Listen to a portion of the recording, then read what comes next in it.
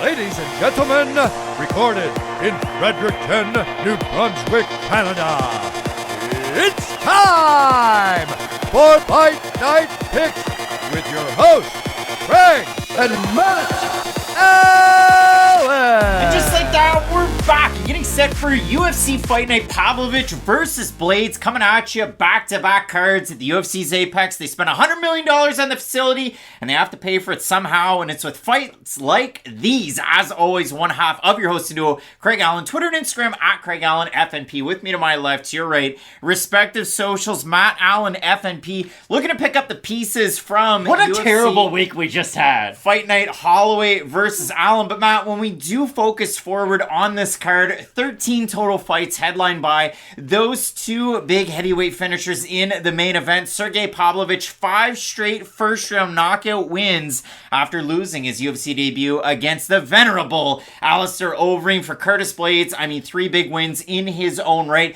His last time out, obviously disappointing the way that it finished, the Tom Aspinall knee injury, but he's looking to get a convincing win. These two guys in the top 5 of the division, and in the co-main event, top ranked guys in the most competitive division in all of MMA, the bantamweight division. Yadong taking on Ricky Simone, and both these guys, Simone 8-2 in the UFC, Yadong 8-2 with a draw.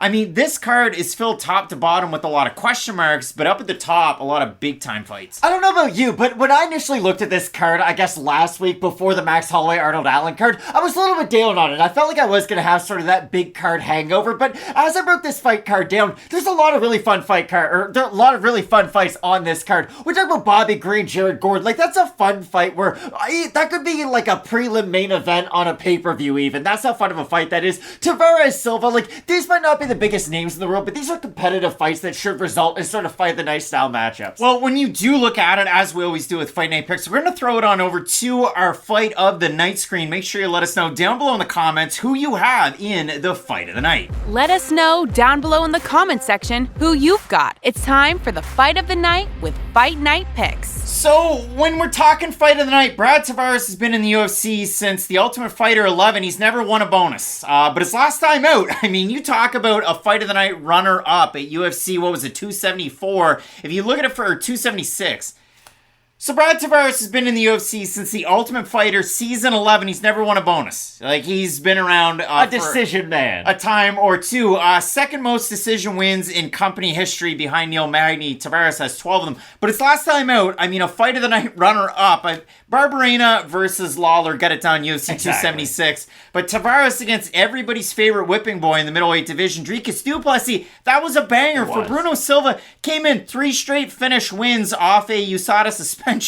And then he loses to Pereira, and his last time out, he looked like a hot mess against Joe Mearshart. So in this one, it's a get-right fight for both of these guys. There's a lot on the line, and Tavares versus Silva, they wouldn't have put them in a slot before the co-main event if they didn't expect fireworks. I think it's going to be an incredible fight because Brad Tavares, I don't mean this disrespectfully, but he is a very high-level gatekeeper for the middleweight division. If you beat Brad Tavares, you're only going to go on and fight really high levels of opposition after. Look at Edmund Shamazian. He was able to beat Brad Tavares and then kind of hit the skids afterwards because after you beat Tavares, you're a big name. You're going to start fighting ranked opponents. So for Silva, I think this is a really good opponent for him to go in there against because Tavares is a steady fighter. He's not going to offer you any real big surprises. He's not going to throw kicks like Yahya Rodriguez. He has steady boxing, good wrestling. You know what you're going to get. So for a guy like Bruno Silva with his kind of extreme way of fighting, I think this is a great matchup at middleweight. And when you're making a second pick, I know Bobby Green's got a lot of Fight of the Nights in the UFC. Jared Gordon also has a Fight of the Night bonus. But when you look at this matchup, Matt, Ricky Glenn taking on Christos Giagos.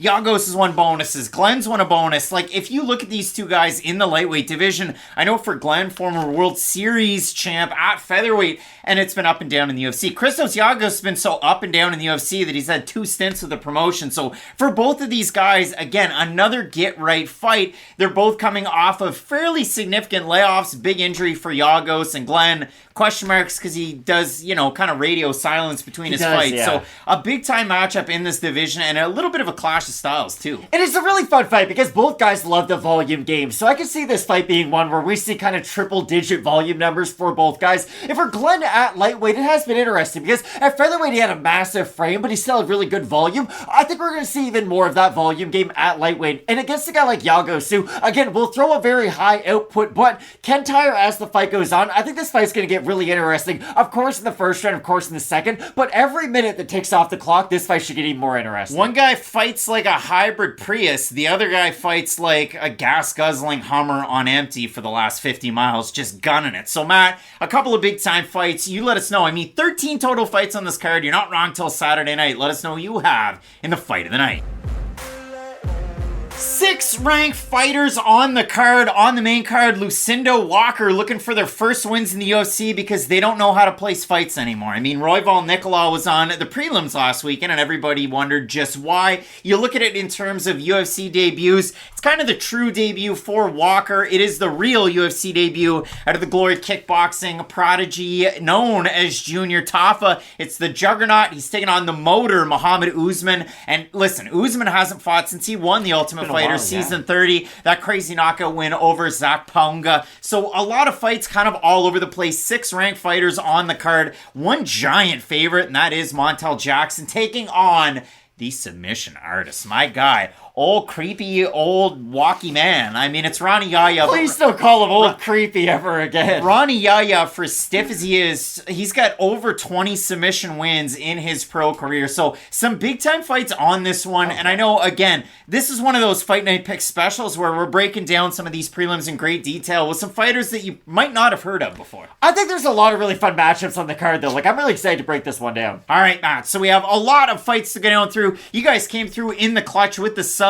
last week. If you're hesitant around touching that sub button, make sure you do. You get some of that late breaking news if any of these fights do change. Question Mark Kicks, which is always 2 hours before the prelims. You can find that here on the channel. We got a lot to talk about this week. You're going to want to keep it locked in with Fight Night Picks. We always say, let's get into it.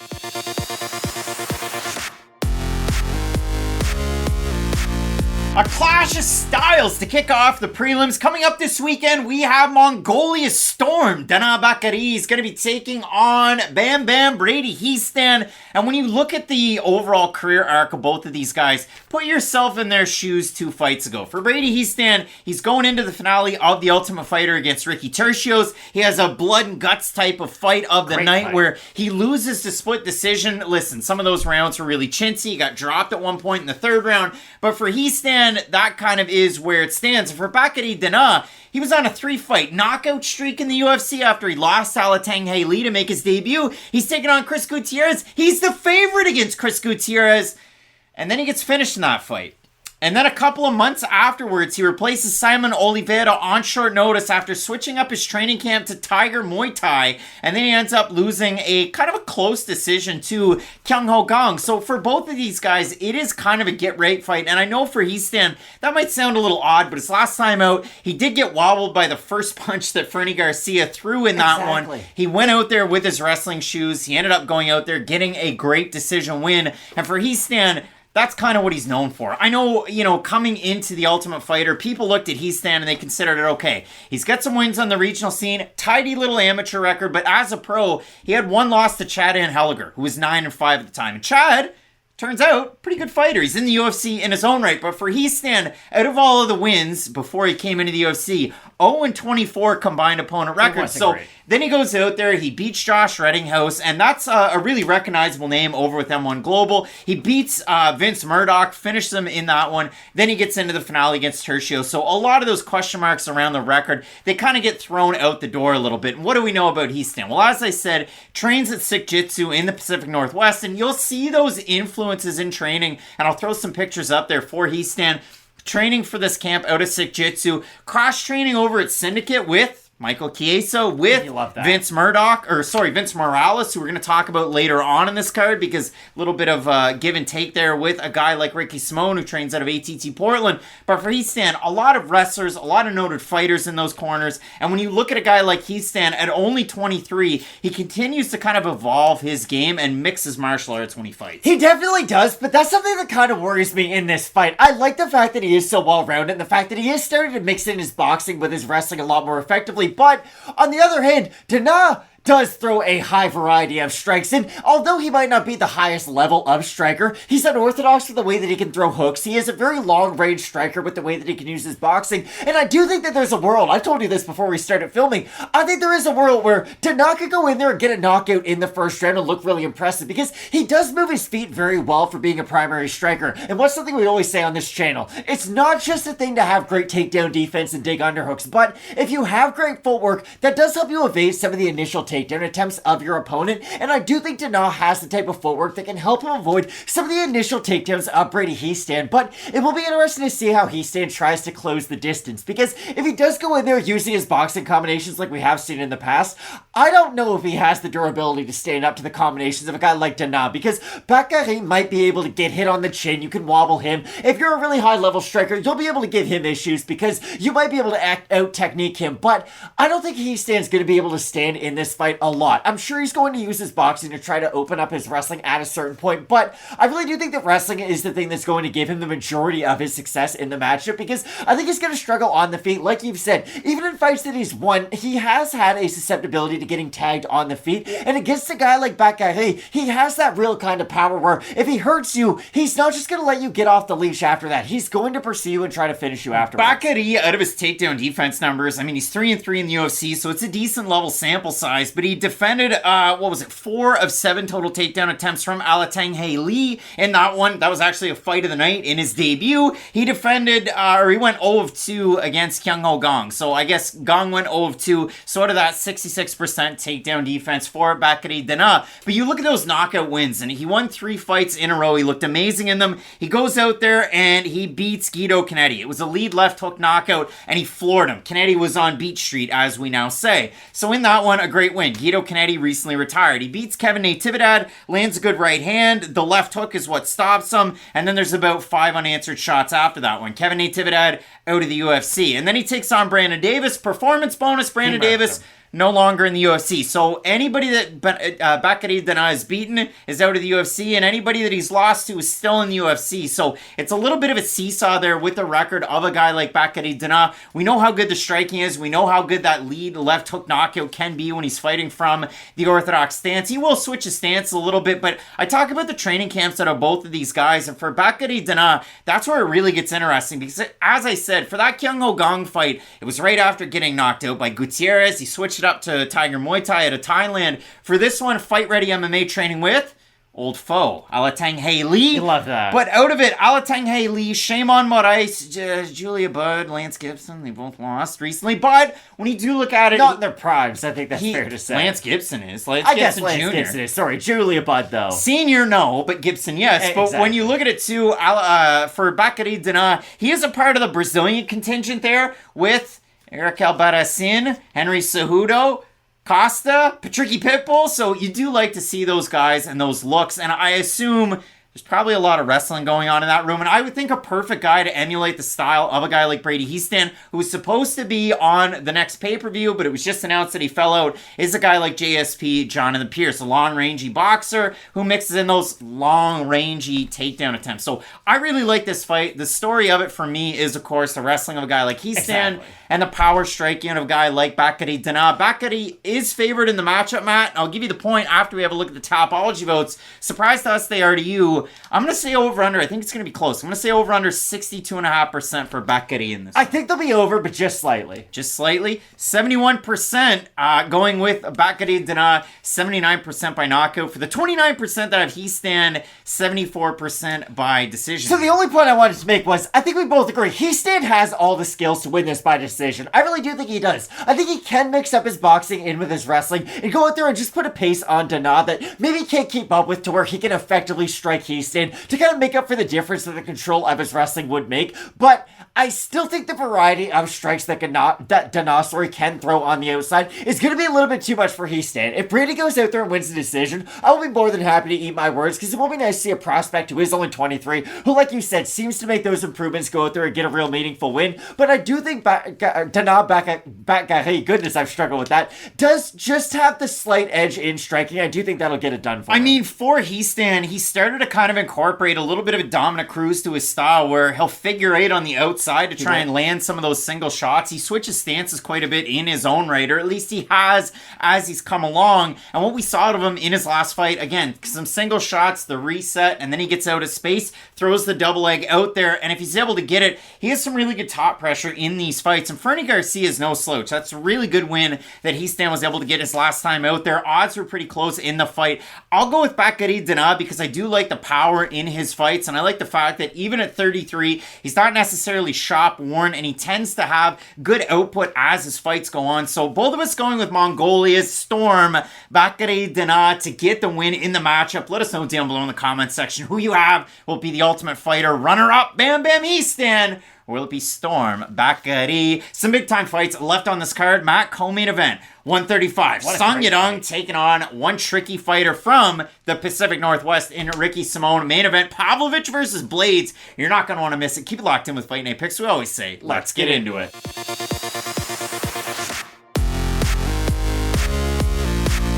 With a combined 22 wins by finish, these flyweights don't know a boring fight. They're both Brazilian, and we have the zombie girl Priscila Cachoeira taking on It's So Aggressive killer Karine Silva. And when you look at this one, Matt, I mean, Cachoeira is the one that kind of holds that load of the decision win. I mean, Karine Silva has never won a fight by decision. She's Priscilla's never got that power, though. Gone that way. And when you do look at this matchup, Matt, a couple of very interesting gyms. I mean, Gile Ribeiro team for Karine Silva. You know them for Rogério Bontorin, as well as Augusto Sakai earlier on in his career. For Cachoeira, she's switching things up. And I'm going to say this with a little bit of an asterisk. This is her second camp at MMA Masters. She was supposed to take on Sijara Eubanks earlier on this year. Eubanks out a day before the weigh-ins, so Cachoeira has to go back to the drawing board. So it is 2 full camps out of South Florida. And if you look at it for Cachoeira, a couple of big wins in a row. Second to last was a fight of the night where she got her purple belt at the Apex. Weird. Went on a victory speech like Halle Berry for Monsters Ball. And then her last time out, she beats Ariane Lipski by finishing the first round. And listen, Lipski extenuating circumstances are what they are. You're going to look at that win in the win column being by first round, throw those rose-colored glasses on and go, wow, like that's a giant win. And it is a big win. I just think Priscilla, this is what Priscilla is to me. She's that do you have that dog in you test. Because she is extremely aggressive, has top tier punching power. If they do the x-rays in the Twitter picture, are there pit bulls in her chest? Without a doubt, Priscilla's full of them. But that's the thing about Priscilla. She's going to offer you very obvious skill checks that, again, if you aren't really a top tier prospect, you're probably not going to meet them. Because you're going to face adversity when you fight Priscila Cachoeira. You're not just going to eat a couple of strikes, take her down, and that's it. Yes, she has been susceptible to the takedown. Jillian Robertson did it. Exactly, she has an Achilles heel being the takedown defense and the grappling, but you're going to eat strikes for it. She does have oddly decent cardio and decent punching power late into fights. I just like what she does offer a lot of prospects on their way up, and that's why I really do enjoy this fight, because Karine Silva has been a very impressive prospect. You look at her finishing ability, you look at her very technical striking from the outside, and you think, okay, she has a very clear pathway to win this fight, but on the other hand, if Priscilla just puts her head down, gets that high guard going and marches forward, there is a world where her accumulation starts to wear on Silva, and it's kind of like what we just saw with Joe Joyce over the weekend. Joe Joyce is a pretty hyped up heavyweight, right? Everybody loved Joe Joyce, and then all of a sudden, he's susceptible to pressure. His eye starts popping up, and Joe Joyce, he can't fight anymore. It's over the 6th round. I just think Priscilla is a great fighter to offer any of these plus level prospects. And for Silva, I mean, a Brazilian Jiu-Jitsu brown belt, you see her out there working in the gi. For Cachoeira, as mentioned, I mean, a purple belt if we've ever seen one. But when you do look at this fight, Matt, it's really interesting. I mean, for Cachoeira, she's 1-1 fighting in Vegas. She's 1-0 at the Apex. She got that win over Jian Kim. For Karine Silva, 2-0 at the Apex. She gets the win on Dana White's Contender Series 2021 over Yan Kihui. Gets a submission win. Looked good in the first round. Really tired in the second round, gets a submission win. If she starts to feel the pace of Priscilla, this fight could get ugly. And Silva's last time out, a really quick finish win over Poliana Botelho. Happy trails, we'll see you outside of the UFC. Yeah. So for Silva, again, she has all of those finish wins, 9 by knockout, 6 by submission. And if you do consider it, I mean, Cachoeira tied for second all-time in flyweight knockout wins with 2. with 2. Valentina Shevchenko number 1 with 4. Not a lot of knockout wins in the women's flyweight division. But Matt, when we do consider this fight, Silva a minus 165 or thereabout favorite. Cachoeira plus 135 underdog. We have a look at the Tapology votes. Surprise to us as they are to you. I'm going to say over under 65% Karine Silva. Under. I'm going to say under. It's way over. 670 total votes. 83% Silva. 74% by submission. For the 17% that have Cachoeira. 55% by decision. 31% by the knockout. So the fans of Karine Silva, and I should say this, Matt.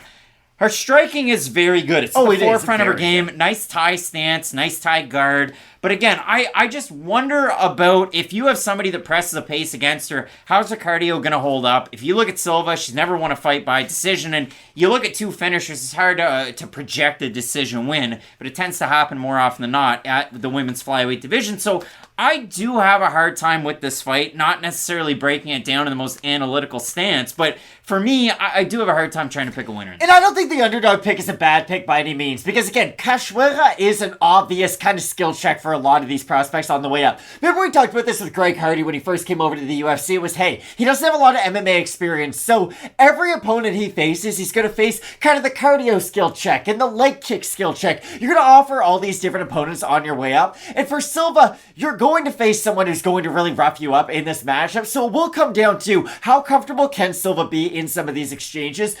I thought I was going to pick Priscila going into this video, if I'm being completely honest, but ever so slightly I will pick Silva. I think if everything's equal on the feet, I will give her the slight edge on the mat if it does end up going there. So again, I'm going to openly say this. Priscila could win this on the feet. She's a very damaging striker. We've seen this before, but ever so slightly I'll go with Silva. I have Karine Silva based on those ground skills, but when you look at a matchup like this, another camp for Cachoeira out of MMA Masters with Daniel Valverde, they know how to train strikers to then get pretty darn good 100%. with the defensive grappling skills. So both of us going with Killer Silva in the matchup, like Killer Kowalski. Co-main event, Song Yadong versus Ricky Simone. Main event, Pavlovich taking on Blaydes. You let us know down below in the comment section who you have in these fights. Keep it locked in with Fight Name Picks, we always say. Let's get into it.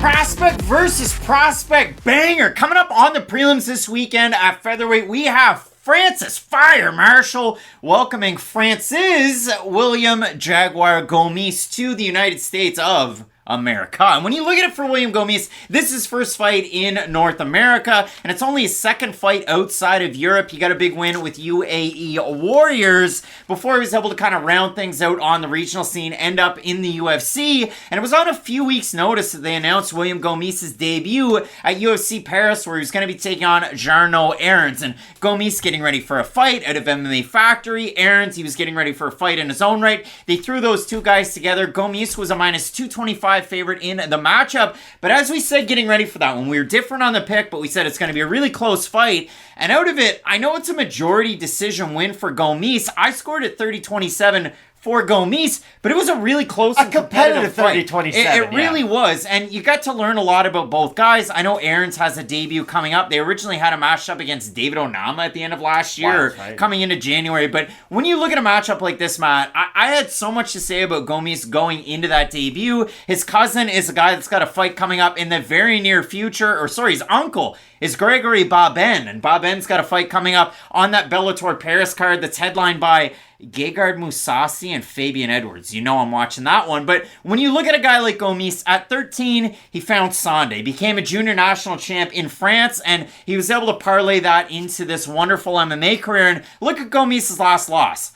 Morgan Charrière, who was the champ over with Cage Warriors, that's a pretty darn good fighter. Yes. So he's riding a giant win streak. And if you consider it for both of these guys, 13, I mean, like that was a coming of age for both of them. Gomis found Sonda, Francis Marshall found Kurt Pellegrino, and then he became a great mixed martial artist, got into wrestling in high school, and then of course, starts that MMA turn as an amateur, undefeated as a pro, picked up his first win in the UFC's Octagon, a finish over Marcelo Rojo, always the nail, never the hammer. That's Marcelo Rojo. Who was, I forget his name. Who did everybody knock out? He was in a bunch of Fight of the Nights, though. He was like 9-9 by the end of it. He fought Drew Dober. I can't remember, and that's unfortunate. But that's the thing about Francis Marshall. His last fight, you might be buying a little bit high on him based off that last fight. But it is interesting. I really like the striking of William Gomis. I like his 1-2. Okay, hold on. We have to get this out of the way right now. William Gomis fights like Dr. Jekyll and Mr. Hyde. Some fights he's on the back foot and doesn't throw much. Some fights he's moving forward, he's throwing that body kick. The thing is, he's holding his hands like he's riding a chopper. He needs a very specific range to have a lot of success is my overarching point, though. He is a guy who has to have that distance to really have success in his game, and that's where Marshall can completely take advantage of it, because he is a fighter who can mix in his wrestling and his boxing very well, especially for being a prospect with only 7 fights on his record. That's the thing with both these guys. I expect them both to make massive gains in between every single fight, because they are in their mid-20s, early 20s, so I do think we will see massive improvements out of both guys. But for William, I love the striking on the outside. The thing is, if you do make it ugly, if you put your head in his chest,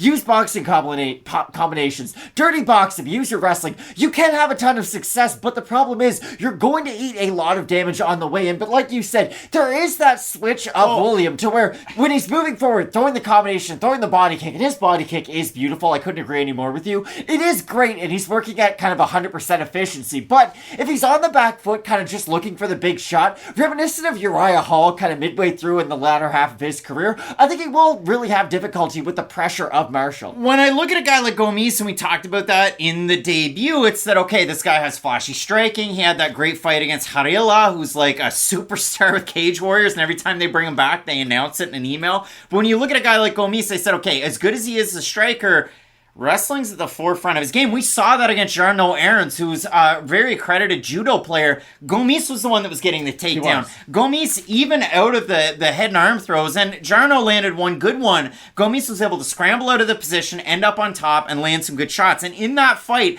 I mean, back and forth first round, I thought Gomis had the second, I thought Gomis had the third. I scored at 30-27. Judge Christos Chapuis scored round 3. 10-10. Christophe, qu'est-ce qu'on fait, mon gars? Like, why? You never see 10-10s, but in France you do. So a very competitive fight for Gomis. And for Marshall, he ends up on Dana White's Contender Series last year. He fights Connor Matthews, and in that one, he withstood a lot of adversity in the first round. He kind of got hit a little bit. Second round, third round, he's able to bite down on the mouthpiece, work in his own game, work in his takedowns. And against a guy like Rojo, that right hand was there for him just about every time. He controlled every aspect. And at the end of it, he put Rojo on, as we say, Beat Street. But out of both of these guys... Marco Polo Reyes, that was the name I was looking for. Remember him at the end? Marco Polo Reyes, if he hit you, you were going down. But if you hit him, he was also going down. I have a prop in this one. You want to talk about remember him and remember when? For both of these guys, when we look at the level of competition, for Marshall, it was kind of all over the place coming into the UFC. Beat Mike Taylor, was 3-2. Ray Trujillo, who fought everybody, who was 24-30 at the time. And Michael Lawrence, who was 7-6 before. Marshall fought 5-0 Connor Matthews. But William Gomis, before he ended up in the UFC, before he ended up fighting Jose Marcos on Aries, he wasn't originally due to take on Jose Marcos. Matt, remember who William Gomis was supposed to fight? Is this the most embarrassing $10 purchase I've ever made? My guy, Matt, William Gomis was supposed to fight the legend. Oh, God. Renan Barão. I mean, look at that. Just great stuff right there. One of the few fighters who was forced to defend an interim title. Yeah, it's like it's Tony Ferguson or Kevin Lee. But, Matt, when you look at a matchup like this, William Gomis, that slick striker from the outside, he was a minus 225 and he won his debut. Now he's the underdog making his American debut. Gomis the underdog. The favorite is Francis Fire Marshall at almost a 2-1 favorite is Marshall. We have a look at the topology votes. Surprise to us there, to you. I'm going to say Kurt Pellegrino's pupil is favored. I'm going to say over under 75% Francis Marshall. I think it'll be over, and I'll say why after. Oh my goodness gracious. 670 total votes. 76% Marshall. 72% by decision for the 24% that have Gomis. 75% by decision. If they strike on the outside, William Gomis rides that bike and beats Francis Marshall by decision. Gomis is a really good wrestler.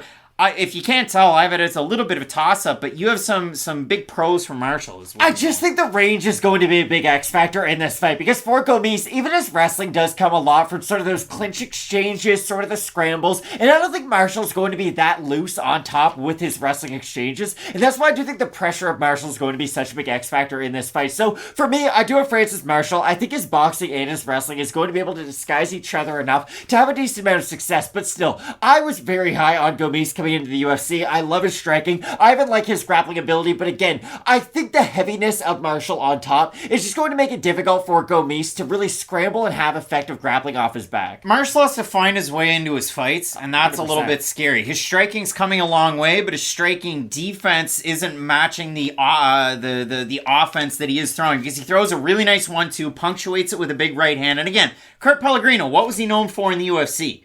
Submission ability and takedowns. You know that Francis Marshall has that. Out of all of these wins, 4 by submission, rear naked chokes are all out there. He's a strong fighter. And he did an interview with Sportskeeda MMA, and I'm going to talk about James Lynch quite a bit on these, but the quote that I got out of the interview that he did with Lynch, camp's going great, so I was actually wrestling a lot more in between fights, and then now in this camp, I've been wrestling still. My wrestling coach is Daniel Cohn, drilling partners Connor Mallett, and then Anthony Santiniello, who's his girlfriend's brother, and he's a high school state wrestling champ, current high school state wrestling champ. So Francis Marshall's working a ton of the wrestling. I don't know. I didn't hear any conversation about whether or not he's still involved in firefighting, because he still was before his last fight. In this matchup, I'll ever so slightly go with Francis Marshall. But again, as an underdog, William Gomis is a great pick. On the outside, he's great. Defending takedowns, he's very good. We'll see who's able to get the win. I think the sharp pick is probably William Gomis, but I'm not sharp lately. I'm dull as a butter knife, and I'm going with Francis Marshall. We're in agreement on the pick. We have some big-time fights left on this card. Pavlovich is taking on Blaydes in the main event. You're not going to want to miss. Keep it locked in with Fight Night Picks. We always say, let's get into it.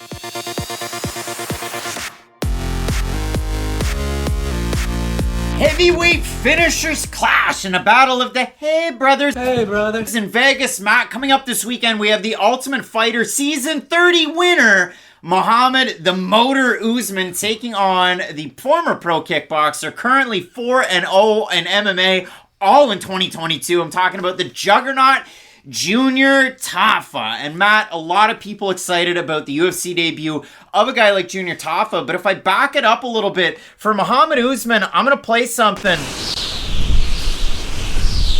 You hear that wind? I do. The wind and the time. It's passed Mohammed Usman by since the last time that we saw him. It was way back in the summer of last year when he got that win over Zach Paunga to finish off and punctuate a season of The Ultimate Fighter that, if I may say, was a little lackluster. But when you look at a guy like Mohammed Usman, I mean, his second to last pro fight was against Brandon Sales over at the PFL. He gets knocked down twice in that one, gets submitted and choked out completely. He was asleep. And then he goes on the season of The Ultimate Fighter, fights Sipe, gets a decision win, goes out there, gets another decision win. But if you do look at it overall for Usman, I mean, I even threw the numbers down there and wrote them down just to be specific. He threw hardly any strikes in that fight against Paunga before he landed that crazy left hook knockout. And listen, the YouTubers, they were out there, they were throwing out their clickbaity titles. They were trying to get people to say that that was one of the biggest knockouts last year. I don't know about that. And I mean, it won a title, an Ultimate Fighter title. Leon knocked out his brother, though, that was a lot bigger. It was. But when you do look at this fight overall, Matt, for Mohammed Usman, definitely has the edge in the MMA experience. It's easy to say, but for Tafa, 4-0 in pro MMA all last year. He got a big win his last time out there against a former sumo wrestler. And I'll break down all the matchups, and I'll talk a little bit about Junior Tafa's time as a pro kickboxer, because he faced some of the world's best, not named Rico Verhoeven or Badr Hari or Alistair Overeem. But at one point, as a 22-year-old, Junior Tafa was the 5th-ranked heavyweight in Glory Kickboxing. So crazy story there for Tafa. But when you look at both of these guys, Matt, primary strikers in MMA, both came into MMA from other disciplines, and very notable for Mohammed Usman, he was a defensive lineman at University of Arizona. And just overall, I mean, it's crazy to say, two brothers won the Ultimate Fighter. Older Usman being Kamaru, he won season 21. Mohammed won season 30. But a long time away for Usman. And if you look at it on his socials, I haven't seen any training footage. Like, he posted one kind of preamble video, like a hype video for this fight happening, and then he posted a picture of his dad's birthday, and then he posted a picture that he's an OnlyFans athlete. So I don't know what to make of it for Mohammed Usman in the long layoff since he won the season. Neither guy's ever fighting for the UFC title. I don't want to be that negative, but like, neither guy has the depth to their game that you expect is going to build this crazy foundation, and then they're going to become these well-rounded athletes that'll beat You guys don't like people Steve to watch your videos, do you? Well, just sometimes you gotta be really honest to the people who do watch them and who stick through for Muhammad Usman and Junior Tafa, because I don't think a lot of people are looking at the thumbnail, looking at these guys thinking, wow, I'm probably going to start watching UFC because Muhammad Usman and Junior Tafa. I just think this matchup is interesting because it will be a low-volume affair, I do think, because of That's such a stupid take. No, hear me out. Usman's a guy who is going to fight from very far on the outside, and he does move very well laterally in this matchup, so hear me out. When he lunges in for some of those bigger strikes, I think it's going to be he either lands or he eats big power, and I do think he's going to be hesitant, really jumping into the pocket. Not that I discount what Tafa can do on the feet, because I do think Tafa is the far more well-rounded striker out of these two guys, but I think Usman's going to be really hesitant jumping in and really trying to initiate a lot of these exchanges because Tafa is so dangerous from the outside. So I think you've got me mistaken. It's not that I think Usman's going to be able to have a lot of success in the feet. I just don't know if he's going to be really willing to engage in that pocket and throw more than just one or two strikes because Tafa is a lot more dangerous. And like you've said, Usman's a guy who's been hurt multiple occasions in matchups. And Tafa, he has good single shot power, but once he does get rolling downhill, he can put combinations on you. So if he's able to hurt a guy like Usman, I would imagine Tafa's able to finish the job and get him out of there after he's initially able to get him hurt if that situation does come up. I've seen Tafa build at different heights, whether it was Glory, whether it was in MMA, so he could be 6'3", he could be 6'5". We'll see these two guys square off on Friday after the weigh-ins, assuming we make it to that. But if you look at it, going by the Glory numbers, Mohammed Usman has a 6-inch reach advantage, and we'll see if he's able to do that, because for Usman in his fights, he kind of paws like a long step-in jab, and he'll throw it to the body, he'll throw it to the head, he throws a really big lunging overhand right, and he throws that left hook, like he knocked out Zach Paunga. Not a big leg kicker, and he's got some of the bigger legs you're going to find in this heavyweight division, but for Junior Tafa, again, he turned pro in MMA last July, and he already has 4 knockout wins. And if you look at the level of competition, it's kind of all over the place. Like the first pro fight, he takes on Taisi Sakino, and in that one, I mean, Sakino, he's one of those guys that kind of fought not really the greatest level of competition. He goes in there, blitzes him, drops him once, he gets back up, and he drops him again. He goes out there and he fights a guy who's fought everybody, and Kevin Fitzial, who's 15, 12, and 2 at the time, but Fitzial had fought like really, really, really big names up until that point. I know one of them was Rakeem Cleveland. I know he had some wins over some good guys, some losses to some good guys. That fight was all over the place. Fitzial was able to go out there, get some takedowns. Tafa was able to knock him down in that one. Tafa then goes out and he fights Nicholas Djurdjevic over with Brave. And in that one, Djurdjevic runs across the cage, gets the takedown, and Tafa's in really compromised positions to start that one. He ends up somehow getting back up to his feet, lands an uppercut, drops his opponent, gets in top control, lands a ground and pound. And his last time he takes on, see, I'm trying to sound like I'm from Australia, takes on Tyoshi Sudario, who's a guy that wasn't allowed to be a sumo wrestler anymore because he hit a couple of clubbies like in and around some of the fights, allegedly, but he was forced to withdraw from being a pro sumo fighter. Was a decent pro MMA fighter, but in that one, it was the leg kicks, it was those long range attacks out of a guy like Tafa. And then I went down through and I watched some of these, Glory kickboxing bouts that he had, because as a kickboxer, 23-5 with 19 knockout wins was Tafa, and the leg kicks are great, the uppercuts are great, the mixing from the body up to the head are some of the better weapons that he has. But out of even some of the losses and in the tournaments that he was a part of with Glory, he takes on Jamal Ben Sadiq. And if you know Ben he's Sadiq, very good. He's very good. He ended up being a champ and fighting Rico Kind of Verhoeven. crazy fight with Rico, yeah. The way that fight went, early on in it, Tafa's cut falls out.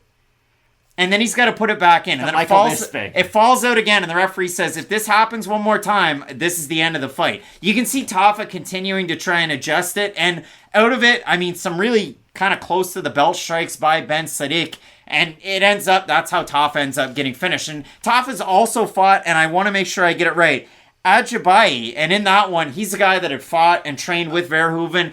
It was supposed to be Guto Inocenc who had beaten Tafa, but in the same night, Inocenc couldn't continue due to the cut. So Tafa ends up taking the fight, and he gets his legs kicked completely out from under him. He's dropped or knocked down 3 times due to the leg kicks, so he doesn't win. He lost to some of the better kickboxers over with glory when he was 22, 23 years old. He's progressed to this point as an MMA fighter under the tutelage of Mark Hunt and his brother, Justin Tafa. So if I call Junior Justin throughout this video, I apologize. It's just, when I watch Tafa fight in MMA, his overall kickboxing skill set translates better to MMA than I think even his brother Justin's does.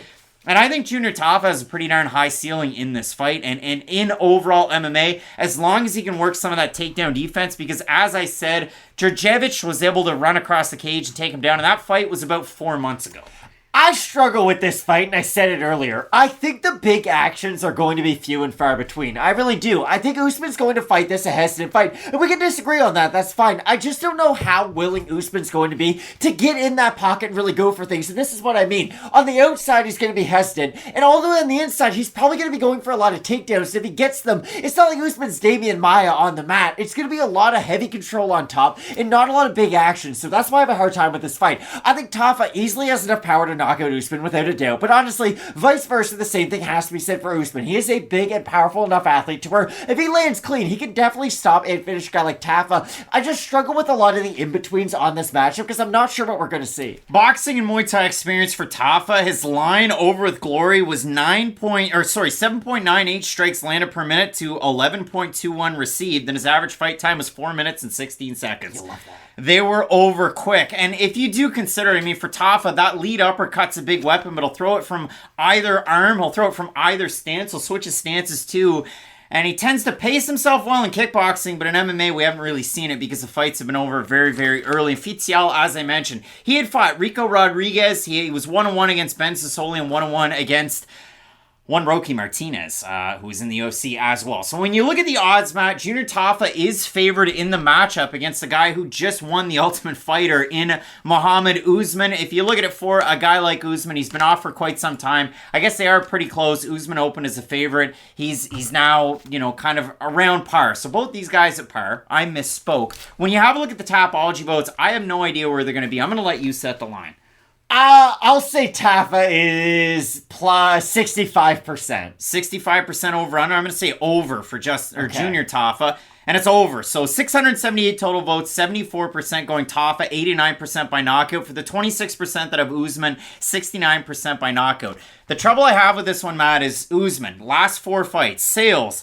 He lands 28 of 67 total strikes in 2 rounds. He was low output against Sipe in a really close fight. He was low output in his next matchup on The Ultimate Fighter against the man in Eduardo Perez. Both those guys were number 1 overall picks on that season. Usman was Team Pena. You heard that from the soundbite. Perez was Team Nunes. He wins that one by a very close decision. And then he goes out there against Paunga, doesn't throw anything in the first round, and then in the second round he gets the knockout. And I had Usman to beat Paunga, and I was surprised as anybody when he landed that knockout blow. For me, Junior Tafa walks across the cage, respects the power, and I think he goes in there and gets a finish win over Mohammed Usman.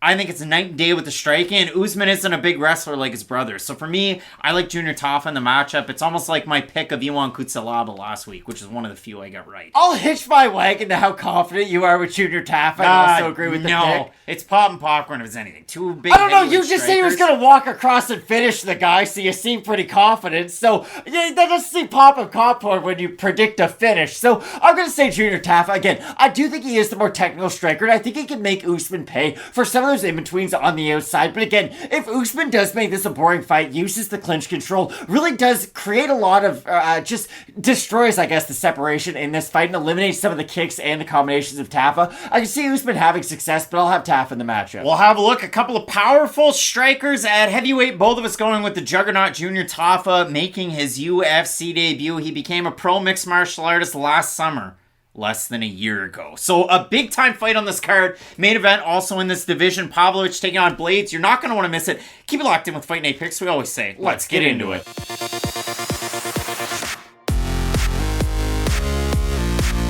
Ranked bantamweights meeting up at featherweight coming up this weekend. We have Karol Rosa changing it up and going up to 145, taking on the immortal Norma Dumont. And if you're somebody that really likes the UFC rankings, give your head a shake. Norma Dumont's had one fight at bantamweight in her UFC career in 2020 against Ashley Evans Smith. Dumont weighed 139.5, won that fight, dropped Evans Smith at the end of the third round, and that's her only bantamweight win, and she's ranked in this division. Every other fight's been at featherweight. She missed featherweight in one of them at 146.5, won that fight. So for Norma Dumont, a big-time opportunity here against a legit bantamweight at featherweight in Karol Rosa. And for Rosa, much better level of competition in her overall pro career. I know she had a few losses and bumps and bruises on the regional scene, including a featherweight loss to somebody who was coming out of the UFC, and I'm talking about Larissa Pacheco. That was kind of a get-right fight for Pacheco after losing to Jermaine Durandamy. She beats a regional Karol Rosa, and things are back and going well. But for Rosa, it should be noted, that's her only loss at featherweight. She's actually 2-1 career at featherweight. So an interesting choice for Rosa to move up to 145 for this fight against Norma Dumont, who in my mind feels like a true featherweight. Like, she fills out well in this division. She's a one of one, I guess. She really is a unicorn. And for Dumont, her last time out, I mean, it was like she won the Stanley Cup, the NBA Finals, and a World Series title her last time out. She fought Danielle Wolf. I credit her with like 3 knockdowns, and I know I say but like, she beat Danielle Wolf quite handily, but that was a 1-0 former What does pro this boxer. fight do for either fighter, though, Craig? I'm sorry. It's just like, 145 is such a weird position for me, because what are we fighting for right now? The opportunity to get mopped by Amanda Nunes? Like, I'm sorry, but like, if Norma Dumont fought Amanda Nunes, you know what my prediction on that fight is? It's over in the first round. I don't understand this. No, it's just odd matchmaking. Well, let's break it down a little bit stylistically, Matt. Norma Dumont, Sanda background. Good Muay Thai. If you look at it, so Sanda, Chinese kickboxing, that's really where she gets it done. That is her bread and butter. She trains out of a very good team as well, out of Gracie Baja Pompeia, and she is a Brazilian Jiu-Jitsu brown belt. So the black belt in Sanda. The Jiu-Jitsu, it's gotten some work. I'd say Karol Rosa a little bit more well-schooled there, coming out of PRVT, and she has that lineage to Gomis, who picked up a big knockout win last week over Bruno Brazil. So Rosa looking to just continue that role for PRVT. And Rosa, in her last 2 fights in 2022, it was bad. I mean, she was Sarah McMahon's meal ticket to a payday with Bellator. That's real. Sarah McMahon, 41 years old, beat Karol Rosa with takedowns and then went and took that bag over to Scott Coker's Bellator. And Rosa's last time out against Lena Landsberg loses the first round, lands an illegal knee, and loses a point in the second round. So it's a 9-9 Rosa round. Round 3, 10-9 Rosa, ends up as a draw. You would think, so Matt, Karol Rosa, a chintzy decision winner last time out. I don't know what to expect out of Karol Rosa at featherweight. For Norma Dumont, it's a lot of basic boxing combinations. A big one, too. Looping strikes, though. Big one, too. And steadiness, whereas Karol Rosa, I've seen her set, like, near record numbers at bantamweight in her Laura Fritzen debut. And some of these fights that Rosa has where it's primary striking battles, look at it. She retired Cachoeira. But that's in the back of my mind. What if Norma just puts on the wrestling shoes? Like, not that Karol Rosa can't deal with someone who has the wrestling of Norma Dumont. Like, not that Dumont is a Sarah McMahon, but you understand what I mean. The Achilles heel of Karol Rosa is a lot of control. She's not a great clinch fighter from an underhooks position. I don't want to say like Dominic Cruz too much, but you get the idea. Fighters can control her from that position, and I do think Norma Dumont, with her wrestling background, or at least grappling in her back pocket, I could see her going out there and using the wrestling and the grappling to her benefit. But Rosa's knees at the middle, I think, are going to be a big X factor in this matchup. I like Norma Dumont striking, but the thing is, she does loop a lot of her strikes, and what have we learned time after time after time? Straight shots beat looping strikes basically every single time, and Karol Rosa throws more accurate strikes than Norma Dumont, and I do think that's why she is the favorite in this matchup, because when I originally looked at this, I know we normally talk about the odds at the end, but still, when I looked at this fight, I thought Dumont was going to be a favorite, you know? She has more experience at 145. In my mind's eye, she was the bigger fighter, but the more I started thinking about it, if Dumont doesn't have a ton of success from that kind of middle to outside range, what is she going to do outside of the takedowns? I think she will struggle in some of the more pure boxing exchanges in this fight. I mean, if you do look at it for Rosa, the former Favela Combat Featherweight champ back in 2018, and you talked about the numbers.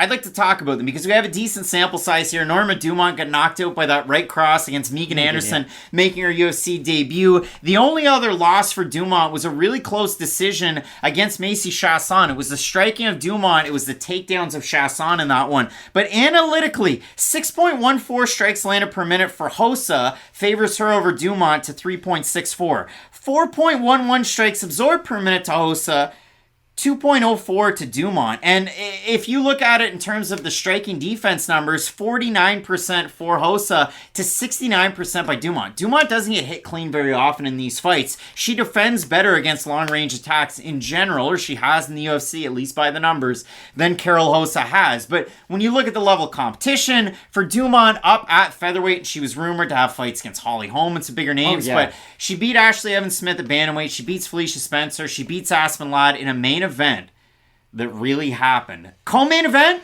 Andrei Arlovsky versus Carlos Felipe. The UFC's had bad cards before. Lost to Chasson, win over Danielle Wolf. The 5-on-in for Rosa. Beats Vanessa Mello. Beats Jocelyn Edwards. Beats Betch Kohale, loses to McMahon, beats Lena Landsberg. And we have a look at the odds in this one, and they have shifted dramatically since, they came out. So Karol Rosa open minus 225. The odds are at par right now. If you have a look at Norma Dumont, she opened the big underdog, or at least slight underdog, plus 190. Depends on what site, though, honestly. Minus 113. So Dumont is, kind of in and around, the odds in and around par for both these women. We have a look at the Topology votes. Matt, surprise us there to you. I'm going to say over under 67.5% for Karol Rosa. Under. You're going to say under? 727 total votes, 78% with Norma Dumont, 91% by decision. For the 22% that have Rosa, 89% by decision. Matt, they like that late second round, third round power punching out of the immortal Norma Dumont. It's a fight that's going to go to split decision, you know? And that's a hard fight to predict because it will be so close by the end of it. Like, two people are going to think it goes one way, one person is going to think it goes the other. Like, I can see this fight being very close by the time it's over because I can see Dumont doing a good job crowding that distance of Rosa and landing some good strikes as she does make her entries. But I do think the volume numbers will be on the side of Rosa, and that's why I think this fight will be so close by the end of it. So, ever so slightly, I'm going to go with Rosa in the matchup because I'll favor her volume. I don't think we're going to get a finish on either side in the matchup, but it's a very close fight, and I could be very much convinced either way. I mean, it is weird when you have somebody like Rosa last time out, minus 400 favorite in one of those majority decision type of circumstances, albeit because of that illegal knee in the second round. Norma Dumont very steady, so when you're trying to pick this fight, it really is a little bit of a tricky one at featherweight. I'm ever so slightly going to go with Karol Rosa in this one. I do like the steadiness on the feet. She definitely throws a lot more for volume. She's not susceptible to getting knocked down in a lot of these fights. And if you consider it for Rosa inside of the UFC's octagon, it's gone pretty darn good. You look at the loss to somebody like Sarah McMahon, it was due to those takedowns and the variety that you saw out of somebody like McMahon, but wins over Fritzen, Mello, Edwards, Kohea, and so on. I just like the volume out of somebody like Karol Rosa. She keeps her chin tucked well in some of these exchanges. Dumont on the outside floating, clapping the cheeks. Matt, a lot of people are going to like Norma Dumont in the matchup. She's clapping. She throws a lot of big punches and claps the cheeks. She knocked down Danielle Wolf a couple of times. What do you think I'm talking about? Keep your mind out of the gutter. Matt, it's a big time fight in a division that, again, it is just... There's not fights that happen in this division. Your pick here More people are in this room that are in this division. It's wild to say. Matt, really eager to hear from the commenters on this one down below. Big time main event. Pavlovich taking on Blaydes. You're not going to want to miss it. Keep it locked in with Fight Night Picks. We always say, let's get into it.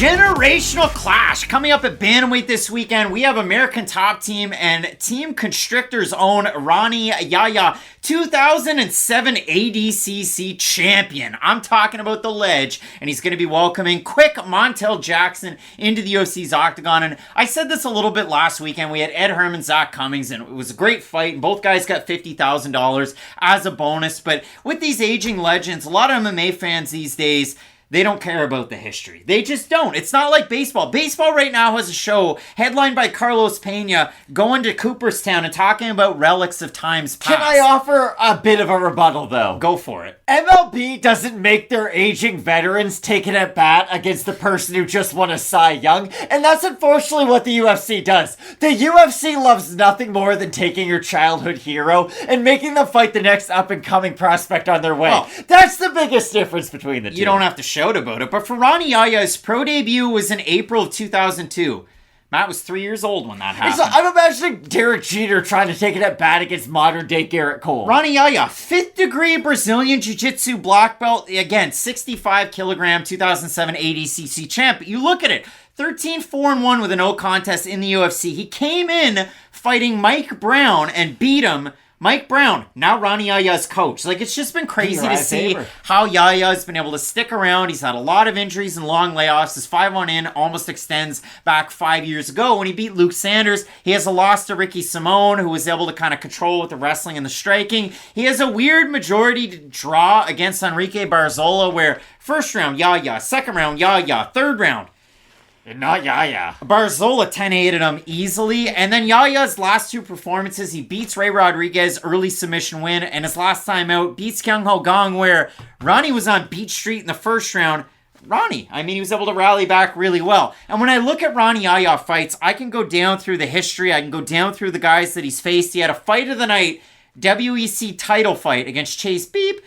But when you look at it, Matt, for Rani Yahya, and you consider all of these, the submission of the night bonuses he had over at WEC, all the wins he has with the UFC, he's at his most strong in that first round. 8 years ago? When he's walking you down and he's landing those big hooks to get a takedown. He really is reminiscent of a Damian Maia in his fight style. And as the fights go along, usually the power bar depletes, the takedowns get more labored, albeit against Kyung Ho Gong. Early second round takedown, and he controlled on the mat, and he was able to get that backpack and just threaten with rear naked choke. Third round, he was able to do more of the same, and that was a little bit of a surprise because we know that Kyung Ho Gong is pretty good on the ground. He's not Rani Yahya, but he is pretty slippery. Montel Jackson, before he switched over to pro MMA, had his mind set on going to the Olympics for wrestling, and in 2013, when the IOC said, we're done with this wrestling thing, Montel Jackson switched it over into MMA. Matt, 7 fights in the UFC.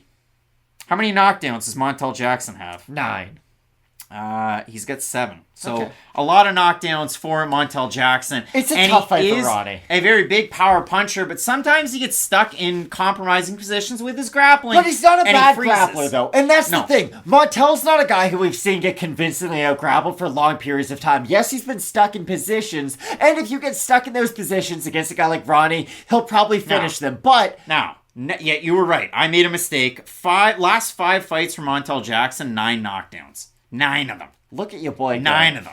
This is my problem with Rani Yahya. He can win this fight by first round submission, and then I think he's getting the break speed off him for a lot of it, because his power bar does deplete as the fight goes on, and not just with his striking, which a lot of people associate with kind of your power bar depleting. His takedowns become a lot less effective, and his grappling becomes a lot less effective too. So if he can slip some of those early boxing combinations of Jackson, get him to the mat, get his back, and submit him, maybe it could happen in the opening 90 seconds.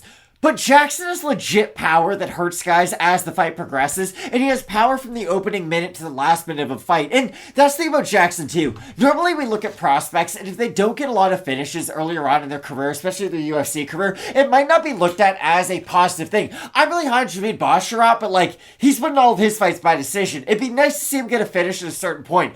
With Montel, I kind of look at it in a bit of a different light, at least in this matchup. Yes, it would be nice for him to go out there and get more finishes, but Rani's the guy that could take advantage of his gas tank, and if Montel can just hurt him early, avoid the big actions of Rani, and then finish him late, I could see that being a game plan. Montel Jackson was Brett John's payday with Bellator, just like, you had Karol Hossa taking on Sarah McMahon. But Jackson, out of the 2 fights that he's lost in the UFC, to Ricky Simone and Brett Johns landed 8 takedowns, Ricky Simone landed 7. So the takedown defense for Jackson isn't at the forefront of his game. He's got great offensive takedowns in his own right. It can set up his jiu-jitsu. It's problematic against a guy like Rani Yahya, but the striking differential for Jackson, 3.39 landed per minute to 1.40 absorbed. It's crazy that way.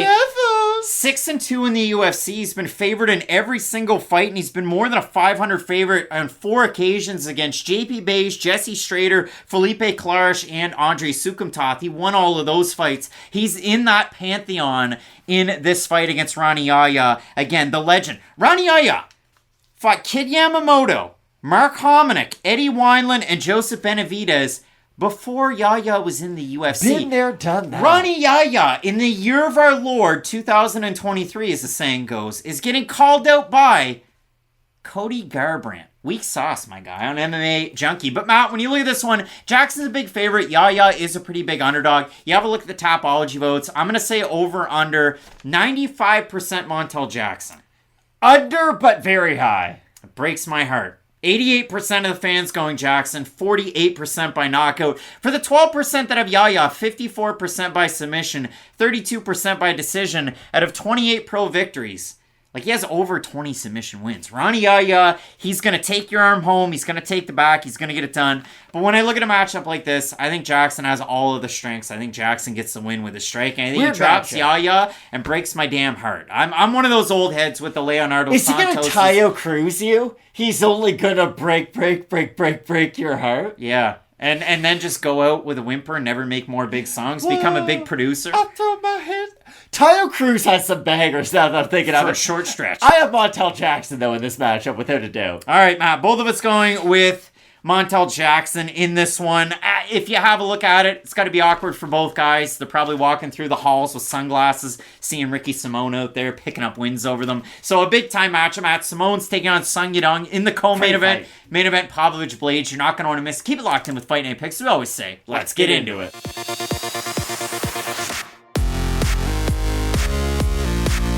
Lightweights in search of their first win since 2021. A couple of opposing nicknames. We have the Gladiator, Ricky Glenn, taking on the Spartan, Christos Giagos. And when you look at this, I mean, a couple of losses on the way for Christos Giagos. Arman Tsarukyan and Thiago Moises, those last two fights. And if you look at it for Giagos, both of those training camps taking place in South Florida at Sanford, aka Killcliff FC. And he moved over there after beating their guy, Sean Soriano. That's Giagos' last win. A couple of guys in their second stints with the UFC. And it was Giagos losing the first round and coming back strong in the second round. And Giagos is one of those guys that the cardio is kind of up and then it's down, and he fights at a really high pace. And I'm going to talk about an interview that he did with JHK with the All-Star MMA as we move along. But for Ricky Glenn, radio silence since the last time that he fought against Grant Dawson. Lost the first round, lost the second round, got held down.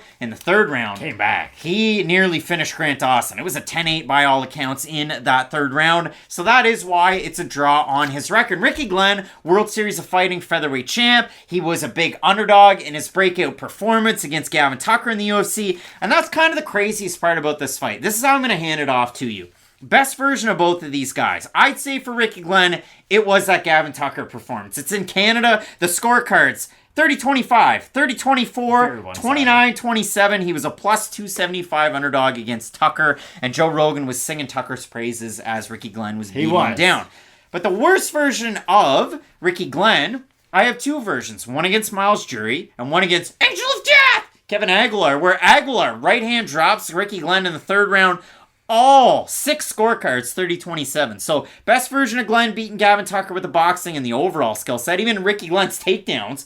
But against Aguilar, he just couldn't really figure out the distance and he couldn't really get his boxing going. For Giagos, best version, I would say, against maybe Damir Hadzovic or Carlton Minus, making it gritty, working in his takedowns, threatening kind of all over the place. But the worst version, I mean, you go ahead and pick one. Like, it's a rookie. Against some of the better fighters, that's where Christos Giagos has fallen off. I get told this by a basketball coach, and I think about this in MMA all the time, even when I break down fights. I get told by a basketball coach, if I give you 20 shots, how do you take all those 20 shots?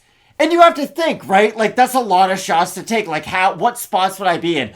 I think about fights all the time where it's like, okay, if you give the fighter the exact positions they want to be in for all 15 minutes, how would the fight look? I've talked about this with Joanne, formerly Calderwood, now Wood. It's like, hey, if the fight goes exactly to game plan, it's probably going to end in what? A split decision, right? Because a lot of the fights are close. For Christos Giagos, I think about his pacing in this way. If you give him 15 minutes to hit the bag, your first 9 minutes are going to be absurd. They're going to look so nice. But the problem is, he's not going to be able to pace himself and envision those last 6 minutes to really matter, even when he's hitting the bag by himself outside of an MMA match. If you give Ricky Glenn 15 minutes to hit a bag, steady. It will never change. His pacing will not change. And that's why I think pacing in this fight is really going to be the key for both guys. Because I think Giagos does burn a little bit hotter early on in the fight. And that might mistake you into thinking, oh, Giagos is kind of the more high volume guy out of the two. And it's not that he doesn't have good volume at all. That's not the point I'm trying to get across. But he does have high volume early. And it diminishes as the fight goes on. So I think for Giagos, it's weird to say this, but I do think it will be a key to try to bank those first 2 rounds. And I know we'll probably talk more about the grappling in a little bit. Giagos does have more grappling, I would say, in his back pocket, at least of the offensive variety. He has submissions and a lot more sweeps off his back, but Ricky Glenn has that consistency with his striking that can give Giagos a lot of issues. Glenn's one of those guys that for the longest time trained at a Team Alpha Male, then he made the move back home to Iowa. I mean, Robbie Lawler's home. A Kill Cliff guy with Christos Giagos, but he's now out of absolute martial arts and fitness, and when you look at it for a guy like Ricky Glenn, he was off from 2018 to 2021 due to major hip surgery. So he comes back, takes on Joaquim Silva. That right cross was the money, and he was able to drop Silva twice and get that finish win. And then again, against Grant Dawson, struggled with the takedown defense round 1, round 2. Round 3 was the fresher fighter, and he got the win. And Giagos was originally supposed to take on Benoit Saint-Denis back last year. He was forced out of that fight, and out of the interview that he did with JHK, he was pulled from that fight because he was remodeling his house, and the family was supposed to come over. And I'm paraphrasing as I tell the story. Go watch the interview. But he was cleaning the house after he, remodeled, and they had taken a toilet out. What happens when you take a toilet out? Sometimes you drop it, you get a little bit of porcelain. He had some in a garbage bag, and he went to pour that out, and just a sliver of that porcelain came out and severed 2 tendons on his pinky finger. So he had to kind of go through the rehab. Back in December, he was hitting the bag at 100%, getting ready for this fight. You look at it, and if you do consider it, like, it's interesting. He's trained with a lot of southpaws at the gym. Killcliff FC, so many great training partners over there. The Michael Chandlers of the world, and so on and so forth in these lower weight classes. But if you consider it, I mean, against a guy like Arman Zarukian, first round, defends the takedown, digs up, and gets a takedown out of his own right before he ends up getting finished. Against Thiago Moises just kind of jumps out, grabs the back up against the cage, and gets the submission win, gets that tap. But for Giagos, like, even the minus fight, burns really hot, gets some really good takedowns. Do you think the last fight for Ricky Glenn against Dawson is a good precursor for this matchup? Because, again, you're fighting a guy who's dangerous on the feet but gets a lot of his work done on the mat, and you realize, okay, even if I lose the battle early, I can still win the war as the fight progresses. I think that kind of a matchup will be a confidence builder for Glenn. It's got to be, there's a little bit of confidence, I think, for a guy like Giagos, because he was able to step in on 3 days' notice and replace Ricky Glenn against Carlton Minus to get that last win. So you got that one over him a little bit. I think the southpaw stance from a guy like Ricky Glenn, although you train with southpaws, Ricky Glenn trains with orthodox fighters all the time. They do always have that slight advantage to southpaws. When I look at a matchup like this,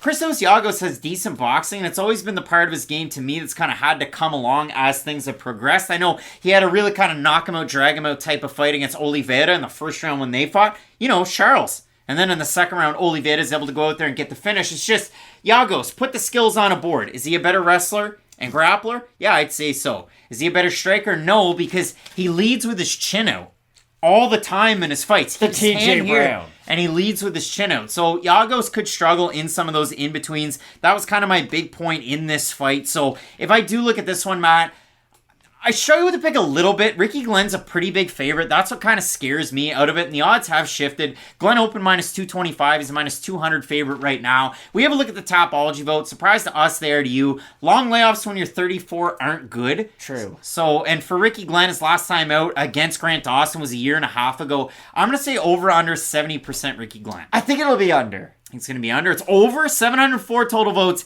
87% Glenn, 76% by decision. For the 13% that have Giagos, 70% by decision as well. So a couple of finishers at lightweight. People think it's going to a decision. What do you make of this one? I have Ricky Glenn ever so slightly, though. I don't love the odds on this matchup whatsoever because I think it'll be a close fight, and I really do think the cardio of Glenn is going to be important because Giagos could easily win those first 2 rounds. And if you're admitting that, then you openly admit he could win the matchup easily by decision or either finish too. But I do think the consistency of Glenn is going to shine through in that 3rd round. I know he didn't get the win over Dawson, but that was really impressive to see him be able to shine through and carry his power and output into the 3rd round. I share his sentiment and worry about his injuries and the layoff, and that's why I say ever so slightly, but the pick is going to be Ricky Glenn. I'm really eager to see these two guys weigh in, especially, and if it does go late, I mean, I do ever so slightly favor Ricky Glenn. Like, he is pretty tight with his boxing combinations. I mentioned it earlier on, in tight space. Kevin Aguilar was able to land kind of like a, not to discredit him, but it seemed like kind of a pedestrian right hand, and it dropped Ricky Glenn, and then Aguilar was able to capitalize off of that. I'm going to go with Ricky Glenn ever so slightly, but the underdog pick in Christos Giagos with those takedowns and that work rate in the motor, you might really like Christos Giagos. And in the headline of JHK's interview with the All-Star, it's Christos Giagos versus Ricky Glenn matchup, severed pinky tendons and Islam Makhachev title defense. And he really likes the fact that Ricky Glenn's one of those guys at lightweight that you have to watch out for. Both of us in the matchup going with the Gladiator, Ricky Glenn. Let us know down below in the comment section who you have. Some big fights left on this card that you're not going to want to miss. Keep it locked in with Fight Night Picks. We always say, let's get into it.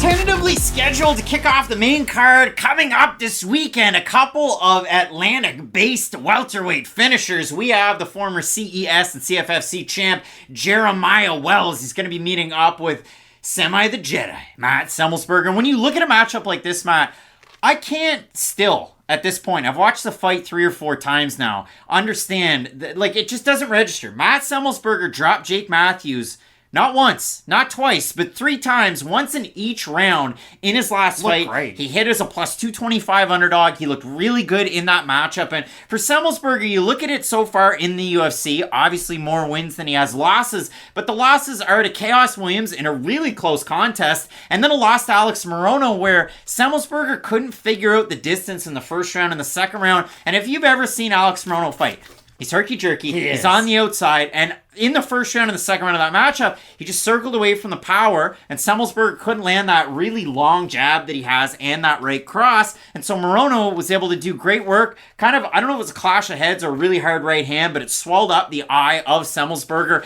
End of the second round, he thought it might get finished. So what did Semelsberger do in the third round? He's going to go out on his shield. He starts really power punching close to the distance with a flying knee. Absolutely drops Alex Morono. And I'll throw a picture from that fight. Daniel Cormier was out of his seat, like freaking out. And he was like, oh no, Morono's going to lose this fight. But it was an amazing comeback for Semelsberger, even though he lost the fight. So Semelsberger, he's been in there. He's had some really gritty, tough performances. And I listened to an interview that he did with James Lynch, and I want to make sure that I get this one right, because he said, and I quote, "The weight cut, the fight's next Saturday, how's that all going?" That's what James Lynch said. Semelsberger says, "Good man, I'm big right now though, I'm not gonna lie, but in a good way." And he talks about it in the fact that in some of his fights, he likes to carry himself heavy, to come in and kind of not, now this is really stretching it, and I'm saying this, to kind of weight bully a little bit with that, but he likes to have some of that size advantage to bring into the fight, and in some fights he likes to be a little bit lighter, fleet of foot on the outside. So he's coming in a little bit bigger for this one, and he also said, kind of thinking that he's made peace a little bit with the fact that he could get slept against a guy like Jeremiah Wells, because for Wells in the UFC, he's finished everybody, and he's only the second man to finish Court McGee. He did that his last time out really quickly. I worry about Semelsberger for this reason in this fight. There's 2 versions of him. Like, when we do get that outside version who doesn't throw a lot of volume, he's kind of eliminating the only, not the only positive, but one of the bigger positives in his own game, and that's what I don't like to see, because we've seen that from Semelsberger in fights. We've seen both versions of him in fights, to where he will be on the outside, he will be a little bit hesitant. The reason the Chaos Williams fight was so close was because neither guy really did much of anything, really. It's not because, it was a great fight where it could have gone either way. It was just sort of a low volume affair, and that has to do with Semelsberger and Williams, to be fair. fair. But for Semelsberger, we will see those periods of inactivity. And if he does get caught just looking in a mirror against Wells, Wells can come with that big storm early in a fight. Wells can, and we've seen that out of him in the UFC. He beat Warley Alves in a fight where it was almost like shut the lights off, my eyes are closed, and he just started throwing, and Alves kind of landed a bit of a counter in the first round, but in the second round, that's where Wells was able to get the knockout. Against Blood Diamond, he walks into the cage and stumbles. It's like his controller got disconnected. It was weird. And then he ended up getting the takedown and completely controlled Blood Diamond. Hardcore. Mike Mathetha is what he turned him into on the ground. And he finished Court McGee with a left hook. But if you look at Wells kind of coming into the UFC, some of the wins, he had beaten UFC vet John Manley, and he had a loss to Manny Wallo and Vinicius De Jesus. The De Jesus fight was to retain that CES welterweight title. And if you watch Jeremiah Wells in just the De Jesus fight, first round was kind of all over the place. But second round, third round, fourth round, fifth round, like it was a pretty close fight. There was I think it was a 49-46 and 48-47. So it was a close enough fight. But Wells is on the outside, circling around. Wasn't like right in the face like he has been in the UFC. And if we get Wells like that against Semelsberger, it could be a little bit of a weird one. Semelsberger, he's a guy out of the DMV. And he's going to go out there and train out of some of those gyms in the Maryland and DC area. Out of Crazy 88 martial arts coach. And I mispronounce his name every single time. But I'm going to get it right this time. John Del Bruges. Del Bruges is his head coach. He's going to be in his corner for this fight. As well as Sebastian Ramirez and Josh Jackson. A guy who they just keep bringing back in the NFL as quarterback. But no, Josh Jackson, pro MMA fighter. And Matt, in that interview with Lynch, kind of alluded to the fact that you should see Jackson in a bigger organization coming soon. But usually his older brother's in his corner. He's not going to be in his corner for this fight, so that's a little interesting there. But Semelsberger, when it comes to the groundwork out of these guys, Semelsberger, starting his pro MMA career, my only knock was he could get held down and kind of just, he ends up kind of holding guard. He has good offensive wrestling, though, and waiting. Weird. But his offensive wrestling has come a long way. He is a BJJ blue belt. Jeremiah Wells is a BJJ black belt out of Marquez MMA and Renzo Gracie Philly. He trains with those guys in Sean Brady, Joe Pyfer, Jonathan Pazzi, and the like. Jeremiah Wells, in my opinion, is a better ground fighter than Matt Semelsberger. We'll see if he goes to any of that because we haven't seen it in the UFC, but it definitely is there in the back pocket. I guess we did see it against Blood Diamond. We did, yeah. But when you look at a guy like Wells, is the wildness, is the chaos? Well, we see that in this matchup. He is such a heavy puncher. He is at such a disadvantage in terms of the height. But and his reach is kind of close. Too. Yeah, he is 36, but when you look at it, he's a young 36 for MMA. So we'll see how that translates in a matchup like this. Obviously, Semelsberger in these wins. I mean, the power jab right cross against Martin Sano, really quick finish. Against AJ Fletcher, struggled in the first round mightily against the takedown, rallied round 2, close round 3. A lot of people were upset and they thought the ghost AJ Fletcher had won that fight. And then again, Morono and the other loss being to Chaos Williams. But Matt Semelsberger has been a very interesting case, and he alluded to it in that interview with James Lynch, and he said, listen, I had one fight left on my contract after Jake Matthews. They re-upped me. It's a new 4-fight deal for him. So that's his third contract in the UFC. He has a performance bonus with that win over Jason Witt. That was the second fight in the UFC. And he just kind of ground out Carlton Minus to kick off his career. So Matt, in this matchup, we have a look at the odds. And if you do consider it for a guy like Jeremiah Wells, wave of success, he is the favorite in the matchup. The odds are closing into par in this one. We have a look at the Topology vote. Surprise to us as they are to you. Fight. I'm going to say over under 62.5% Wells. I think they're going to be close. You think they're going to be under? They're over. So 687 total votes, 67% Wells, 65% by knockout. For the 33% that have Semelsberger, 47% by decision, 45% by knockout. You're surprised by the Topology picks. That's why we do I am the underdog, and that's why. I think Minus and Matthews are both more well-rounded fighters than Wells is. And not saying that that means that Semelsberger is going to win this fight, but he has experience against some high-level fighters. And I know he doesn't always show up to the peak of his capacity. I myself have really been critical about him with his lack of output in some of these fights, but when we get the highest level of Matt Semelsberger, he is a pretty good fighter. So I think it is a very close fight. I could see him getting finished. I could honestly see this fight ending by finish either way, which makes it so close, but I'll go with a slight underdog in Semelsberger in the matchup. Jeremiah Wells was a champ on the regional scene with CFFC, while Matt Semelsberger was 3-2 with CFFC, if you do consider it. I mean, Jeremiah Wells in 2019 was getting a win over Marco Smallman, who was 6-2 at the time. So a big win there for Wells. He's better at the jiu-jitsu. Oh, yeah. He's a tricky striker to gauge when he's on the outside. I like Matt Semelsberger's distance-finding abilities, and I really do like the fact that he's a steadier fighter from what I've seen in his fights that he's had in the UFC. He's been the more active guy. He's been the guy rounding out his skill set. I think if he takes it to the ground, that's probably a mistake. But if Semelsberger is saying he's going to be a bigger guy coming in, this is a fight that I got to see him weigh in on Friday. Good point. He's never missed weight, and he alluded to that with James Lynch. But for me, I will go with Matt Semelsberger in the matchup, but I'm really eager to hear from the folks in this one. I mean, Wells is a slight favorite. It's going to par. The fans overwhelmingly have Wells. And the winner should get a big fight. I think that's fair to say. Like, for Wells and Semelsberger's been around for a while now, so I think he is deserving of a bigger name opponent. And for Wells, he's been on a great run. If you beat a guy like Semelsberger, that's the name on your resume that then makes you deserving of a bigger opponent. You got to give credit where it's due. That interview that Semelsberger did with James Lynch was with All Access MMA. Matt, both of us going with Semi the Jedi. Semelsberger in the matchup to bring the win back to Maryland, the former Marist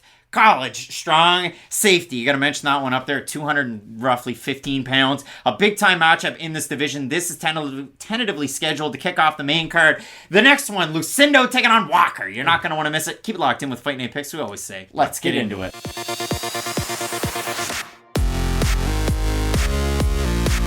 Thanks so much for joining us with Fight Night Picks. You made it all the way through. We're into the main card, and I just want to, again, really thank the Fight Night Picks faithful for tuning in for fights like this. And I'll switch it on over to the prediction video view, because when you look at it, Matt, I'll play that old sullen desert wind. And the reason being, I have no idea why this is on the main card of anything. Coming up this weekend, this one, they say, is at flyweight. We have Yasmin Lucindo taking on Brogan the Bear Walker, because I was going to say Walker Sanchez, and it was Brogy the Bear before, but now it's the Bear. Matt, this is a very head-scratching fight, because for Brogan Walker, she was featured on the last season of The Ultimate Fighter. She was a second pick on her team behind Claire Guthrie. That was Team Nunes. She gets a win over Hannah Guy, dropped her in the first round. Grappled in that fight. She beats Gallardo, who wasn't even supposed to be on the season. It was a really close fight. And then she goes out and takes on Juliana Miller. And I said earlier on this card, when we were kicking it off, like, wins and losses are what they are. And all of a sudden, with rose-colored glasses, you have a win for Priscila Cachoeira over Ariane Lipski that ages so well. Brogan Walker's lost to Juliana Miller now ages so bad because of how Miller looked in her UFC debut against Veronica Hardy not that long ago. But for Brogan Walker, being kind of a southpaw Muay Thai type of striker, Lucindo, also a Muay Thai striker, but for Brogan Walker, she's in, she's out, lead hand's pretty far out. Good boxing. She throws a really good left hook. She does a bit of a lean back. That's what got her caught against Miller. The takedown defense got her caught against Miller, even though Walker would go in for takedowns in that fight against Miller. And that was most confusing thing about Walker. She is a very talented striker. She's a jiu-jitsu black belt too, but she was more kind of looking for the takedown, which forced the action. And she got out scrambled. She got out scrambled. She lost due to TKO, third round ground and pound by Miller. So she loses, but she still ends up in the UFC. Just like Zach Paunga loses by knockout, but still ends up in the UFC, and he won his UFC debut. So Brogan Walker could win this fight. Now, Matt, for Yasmin Lucindo, she beat Sarah Frota on the regional scene, who was in the UFC and then out. She beat had a hard time making weight in the UFC. Yeah, she beat Lucrezia Ria over with cage fight, and that was about a year ago. That's somebody who had a win on Contender Series, so some wins that made some sense. And then she comes into the UFC and takes on Yasmin Jauregui, so that was very confusing on that UFC San Diego card. Great fight, though. Great fight. I mean, really, awesome. Like, that was a fight of the night type fight. Now, the one thing that's kind of concerning for Lucindo, at strawweight, and she had strawweight, bantamweight, and flyweight experience coming into the UFC. Lucindo weighs in successfully at 116. But that fight was in California, brother. So we get those weigh-in numbers. Matt, she rehydrated too. 131.4. So she gained 15.4 pounds between Friday to Saturday. She looked really good. The only concerning thing that I have at Lucindo, because I think she continues to gain things to her tool belt, is the fact that 41% strike output or strike percentage in the first round, then 38, then 29. It was a little bit more labored. She kind of got beat to the punch. The numbers went down as the fight went on. But for Lucindo, I had said before she made her UFC debut, she throws a lot of arm punches and a really good right kick to the body.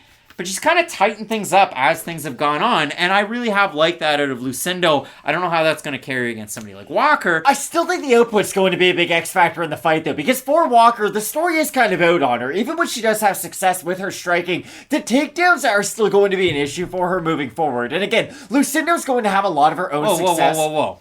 They weren't a problem when she fought Miranda Maverick. Her takedown defense carried her to a win. No, but again, for Walker, I think it is going to be difficult for her to find those ranges to where, okay, I can now have success with my striking, and now I'm defending with my takedowns, because she is a talented boxer, but I do think she's going to struggle with fighters who do have that kind of plus output and plus wrestling, because on the in-betweens, we have seen her struggle not only in the past against people like Miller, but her jiu-jitsu's good, her striking's good. I think the wrestling against some of these fighters is going to be difficult for her. Now, if she's able to really damage them on those in-betweens, then yes, she will be able to kind of make up the difference of the control on the other end. And I think that's why this fight is really interesting, because if Lucindo comes into this fight like she did in Talhagi and has a similar matchup to where it's that high output, they're both kind of in each other's faces, I think it will be difficult for Walker to find those ranges to where she can tee off and land those bigger shots, because if Walker does have the range to really kind of frame off and set up her bigger shots, I could see her having success on the outside. Well, and Walker was supposed to be taking on Liang Na back last month. That would have been her debut. Liang Na is out of the matchup, and Yasmin Lucindo was supposed to be taking on Melissa Martinez, so I would think those fights would be at strawweight. Topology says it's at strawweight. UFC Stats says it's at flyweight. UFC.com says it's at flyweight. And the UFC press release that I got to the email says flyweight. So it might switch to strawweight, and that might skew this pick. But for right now, we're going to assume this one is at flyweight. And as I said with Lucindo, she had a catchweight fight that was almost at featherweight at one point and also has flyweight experience. So when you do look at this matchup, Matt, for Walker, she beat Miranda Maverick, defended the takedowns in the first round. It was a really close first round. Second round, I had it for Walker with the striking. Third round, I had it really close. Walker ends up getting the win, 30-27, 30-27, 29-28. And when she fought Emily King, her win before she ended up on The Ultimate Fighter, she picked up a performance bonus with Invicta in that one. She can get it done with the hands. She has good jiu-jitsu, bringing it all together out of Supa MMA Gym over in Guam, originally from California, moved over to Guam, trains out of Guam. When you look at a matchup like this, Matt, Lucindo trains out of Fight House. I mean, you consider it for her. She got into MMA because of a bad situation at home. She started off in MMA at 14. She trains with Vina Janjidoba and Tina Block. The weirdest nickname. I still don't understand it. Valeska Machado. But if you do look at it for her, Brazilian Jiu-Jitsu purple belt she was awarded back in December. So it's a purple belt of Lucindo, the black belt of Brogan Walker, Brogy the Bear. You consider it, Lucindo is a pretty big favorite in the matchup. We have a look at the Topology votes. A lot of shine off that loss for Lucindo. Not a lot of shine off the loss for Brogan Walker. I'm going to say over-under 85% Lucindo. I think it'll be under, but she'll be a favorite. And it's on. 681 total votes, 86% Lucindo, 82% by decision for the 14% that have Walker, 74% by decision. Matt, I think if Walker is going to go out there and mix her martial arts, she can get a win in this matchup. The southpaw look is a little bit different. If Lucindo goes out there and just throws caution to the wind and fights like a banshee, like we've seen her do in the past, Lucindo could definitely get a win in this matchup. I do have Lucindo, the varied, more steady output out of her, but again, Walker, southpaw, tricky sometimes. I think we both said this about Lucindo after her last fight. It was, hey, she lost, but still has a pretty good ceiling, I would say. Like, she's only 21 years old. It's going to continue to get better. It's like Zellhuber lost to Ogden, and then Zellhuber looked good against Manada. Exactly. He looked like a new man. So I think for Lucindo, she can make those improvements as her career progresses. And I do like this matchup against Walker, who, again, isn't the most well-known commodity, but has had some good fights on her resume. And Lucindo being the Muay Thai striker, on her fights on the regional scene, she's billed as a Muay Thai striker, but it was all takedowns. So we'll see if she goes back to that in this matchup with Walker, with that Brazilian Jiu-Jitsu purple belt that she was just awarded, like Lucia Pudzalova tried to do last weekend against Jocelyn Edwards, but the win was taken away. So Matt, when you have a look at this matchup, both of us going with Iasmin Lucindo. We look at it next, Matt, possible fight of the night. Bobby Green is going to be taking on Jared Gordon. Flash Gordon, you're not going to want to miss it. Keep it locked in with Fight Night Picks. We always say, let's get into it.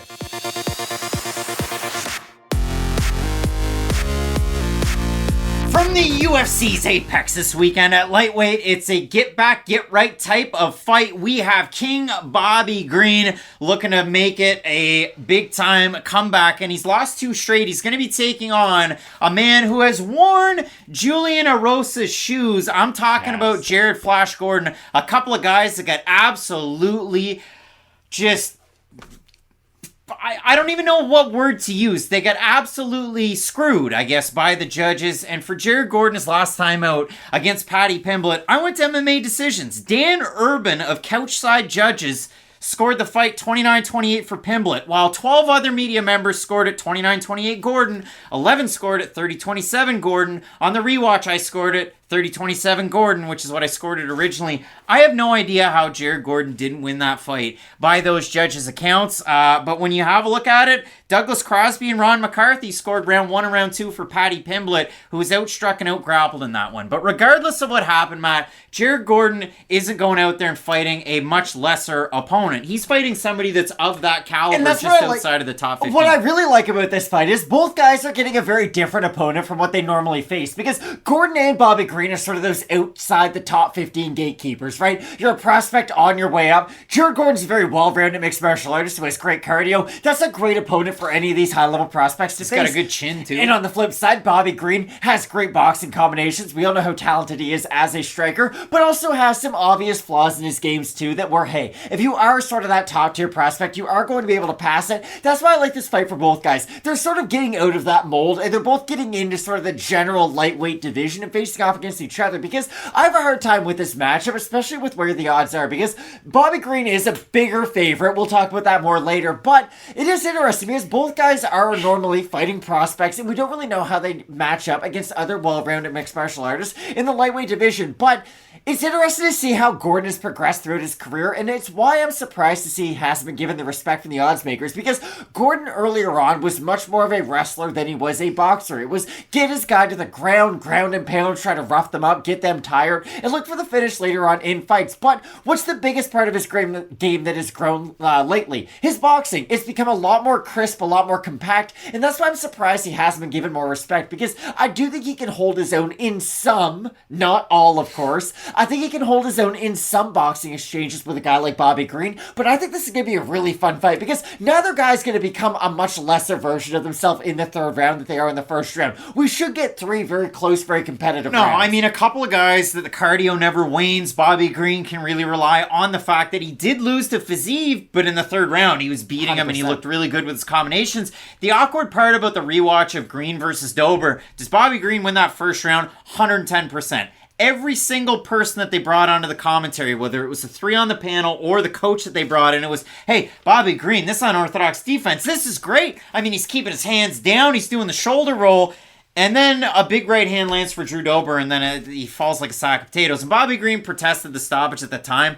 I thought Keith Peterson did a great job. Some people didn't like Keith Peterson's stoppage of Bozer and Kutsalaba last weekend, but against Bobby Green, it was a pretty darn good stoppage because it was the second right hand that really did drop him after he already got wobbled. But when you look at a guy like Green, the last 2 fights, I'm going to say somewhat forgivable. The fight against Islam Makhachev, what's going to happen? You take a main event on short notice, that happens. The fight against Drew Dober, I called it. It was the right that landed first, then it was the left hook that dropped him and gets the finish. Before that, wins over Nasrat Haqparast, Ala Quinta, and then the Fiziev fight. That's a 5-1 for Bobby Green. For Jared Gordon, who's 7-5 in the UFC, he had a fight of the night against Joaquim Silva, if you can remember that one, a 2-rounder where he gets finished. But Danny Chavez a win, Joe Selecki split decision win. He loses to Grant Dawson, beats Leonardo Santos, and did he ever? My guy. And then he loses to Paddy Pimblett, but that was very controversial. You look at it, Matt, like again, Bobby Green's carrying that torch of guys that have fought with Strikeforce and Affliction. Bobby Green, that Affliction card that Green fought on, where he lost by submission to Dan Lozon, was co-main evented by the guy that lost to Jake Gyllenhaal a few weeks ago. Jay Huron? Nice. Jay Huron. So Bobby Green, he was on that Affliction card. I'm definitely watching the new Roadhouse. Like, when I thought Ronda Rousey was the main character, no way. I love me some Jake Gyllenhaal. Nightcrawler? hot ones. The Zodiac, like he's been in some great movies. Yeah, Prisoners, Jake Gyllenhaal. But Matt, when you do look at a Prisoners was matchup dark, like this, but it was good. Bobby Green, I mean, with the shoulder roll, the speed hasn't eluded him even at 36. At 34, True, Jared yeah. Gordon's only rounded out into a better martial artist, a guy that spent a lot of time in Philly, in Rufus Sport, and then, of course, at Killcliff FC. Lots of great training partners. We've already touched on that with the Killcliff FC fighters that are on this card, including in this division. I'm talking about one, Christos Giagos, the Spartan. But when you look at a matchup like this, Matt, Bobby Green's fared well against wrestlers in the past. They've always put him up against wrestlers, and he's had good takedown defense. He almost does like a power plant stance, like a guitar player, putting his legs way out there. His feet are down even when he defends punches, so it is a natural position for him to defend takedowns. Like, unless you're Habib or Islam, it's difficult to take him And down. I put it as Icon MMA, but if it's Pinnacle, if it's any of those gyms in South Florida, Bobby Green's, or sorry, I guess it'd be South Florida, jumping jeepers, Northern California. There we go. If you look at it for Bobby Green, training with guys like Jamal Emmers, like at the time, I mean, former bantamweight stud, Darian Caldwell over with Bellator, how the mighty have fallen. But when you look at a guy like Bobby Green, he's rounded himself into such a good fighter. Again, he is a pretty big favorite in the matchup. He is 14-11-1 under the Strikeforce Affliction UFC banner. We have a look at the Topology votes, Matt. Surprise us there to you. I'm going to say over under 70% Bobby Green. I think they'll be over. I think they're going to be over. They're way over. 831 total votes, 82% Green, 76% by decision. For the 18% that have Gordon, 74% by decision. Matt, the fans have Green. Green is a big favorite in this fight. It's closer than the odds would have. Do you have believe. Bobby Green in the matchup? I do, but ever so slightly. If I were to set the odds, and I know it doesn't matter, but I'd have Bobby Green at like a minus 175, 155, like in between that range, exactly. Because I do favor his volume, and I do like the fact that I've never really seen him get convincingly out-grappled by a guy like Jared Gordon. I've seen him get out-grappled, but it's by higher levels of opposition than Gordon. And I like that Gordon has been able to improve his boxing, but I still don't know if it's at the level of a guy like Bobby Green. So I'll favor Bobby Green with the volume. And let me say this too, because it has to be mentioned. Bobby Green's mentioned like, retirement and stuff like that. Bobby Green says that before and after every single fight he's had for the last 5 years. So I don't put a ton of stock into that. I do have Green ever so slightly, but I think this is a really fun fight. Yeah, when you do have a look at it for Bobby Green, you talk about the wrestlers. Thiago Moises is one of those guys that had some success in their fight. Clay Guida had a little bit of success. Lando Venata was able to mix it up a bit, but by and large, Bobby Green's winning fights against wrestlers other than the fight of the night against Lando Venata in the first stanza. 4 fight of the nights, 2 performance bonuses for Green. I like Green. I mean, every single time that Dober was coming in, he was catching him with the right hook and he was able to bounce out of the way. So I do like Green with a variety of shots, but we did see that chin compromise the last time out. Yeah. Maybe that's going to be a story as the career goes on and as it gets a little bit later into the twilight of that career for a guy like King Bobby Green. But in this one, both of us going with Green. Jared Gordon, though, I mean, my gosh, you talk about a guy that's well-rounded and can mix all of his martial arts. And again, the shoe is on that foot. Go back and watch that Julian Erosa Paddy Pimblett fight if you know what I'm talking about. It's a big-time fight, Matt, and it really puts us over into the 3 that remain on this card. You're not going to want to miss it. Keep it locked in with Fight Night Picks. We always say, let's get into it.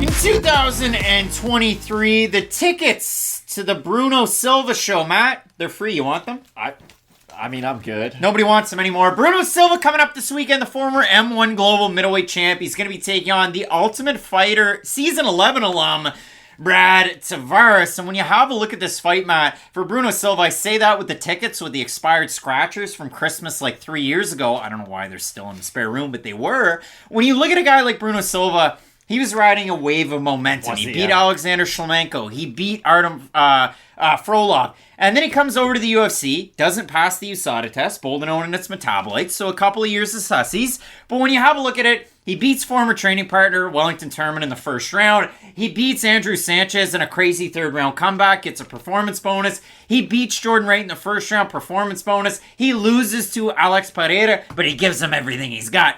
And his last time out against Gerald Mearshart, he showed up with his head shaved and a goatee, and he looked like a shell of himself. And in the second round, he was huffing and a puffing. It was a Bruno we haven't really seen before, and I don't know if that's the norm now. I don't know if Alex Pereira beat the soul out of Bruno Silva, but Gerald Mearshart certainly did. He did, yeah. He throws a hook, he drops Silva, and then he just kind of gets on top, gets a guillotine, and that's all she wrote. Would you agree with me that all three fights at the top of this card are kind of fights between polar opposites? Because in this fight, we have Brad Tavares, who is kind of a picture of consistency, right? He's going to fight kind of at the same pace, not really get outside of himself, fight by the basics, not do anything that really wows you. Whereas Bruno Silva His leg kicks are very good. But Bruno Silva's going to burn very hot. There's big looping power shots. Can carry his power late, although I wouldn't say he has incredible cardio.